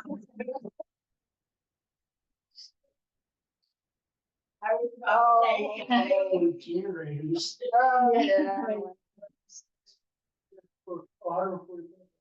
What? Yeah, Oh, what? generators are here. Ouch. They won't payment for the generators, it'll get delivered finally. Well, I won't be here next meeting. I want to sign $145,000. Okay. Just kidding. That was nice on the budget committee, and now it sounds like. Yeah. Recreation committee, thank you for community response to the rec committee or, the Parks, yeah. parks. We appreciate it. And we look forward to coming back to the board with recommendations in the future. Sounds wonderful. I agree. Thank you. And Corey, you'll follow up with those emails to the 5 applicants. Thank you. Sometime tomorrow, when, I do not know, but it will be tomorrow. Yes.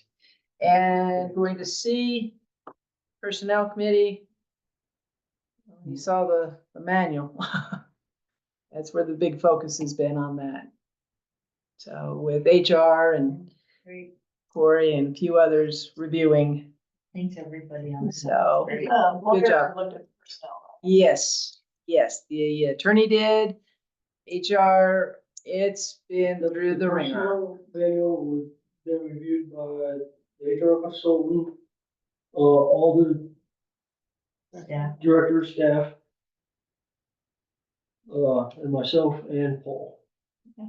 The one that I sent to you guys has not been to the lawyer yet. I was waiting to get your guys' feedback before it goes to the lawyer. Yeah, I think with what we And said, then the on-call policy just put here. that's all I have. It was a good job though. That pretty much does all the committees. Y'all done? I will say though, that DOT one was drafted by a lawyer. It's still in the And, works. It was drafted by a lawyer, purchased by DOT, or Eclipse DOT, which is a trucking company that deals in this stuff and driver files and driver All the management. files and- associated with CDLs. So is there a time frame that we have to like redo the personnel policy every 5 years or something like that? You don't have to redo it every year. Like, big changes that need to happen, need to be approved and, added as an addendum to it. New laws need to be added into it. But if no new laws came out, we ain't looking at trying to make a change to it. It doesn't have to be revisited every year. But as new laws come up, then it does need to be. And there were some new laws that came up that we did not have. I So, just think this is feels like a really productive, 2024's been really productive with the new budget, personnel codes, all of this stuff is really labor and time intensive, but next year, things are gonna be just functioning so much more efficiently and it's really kind of a very positive thing. I want to thank everybody that's been on the board Well, just and done all audits this stuff. alone, how much have you dealt with in a calendar year? How much have you dealt with audits? I feel like that's all we've done. It's been huge. We're not accepting this. We started at 2023, right?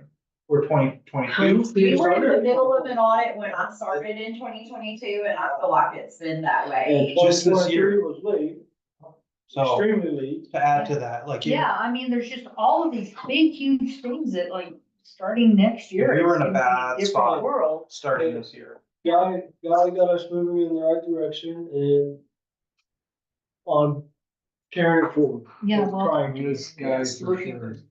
kudos to Guy, kudos to all of our employees, kudos to the board that kind of made everything get started in a good direction. I just wanted to put my kudos out there for now. nice kudos. I think that we will adjourn the meeting then. If everybody's good, it is 9 PM. Yeah, thank you guys for doing such a good job. Well done. Thank you guys for coming too. Thank you. Thank you, everybody.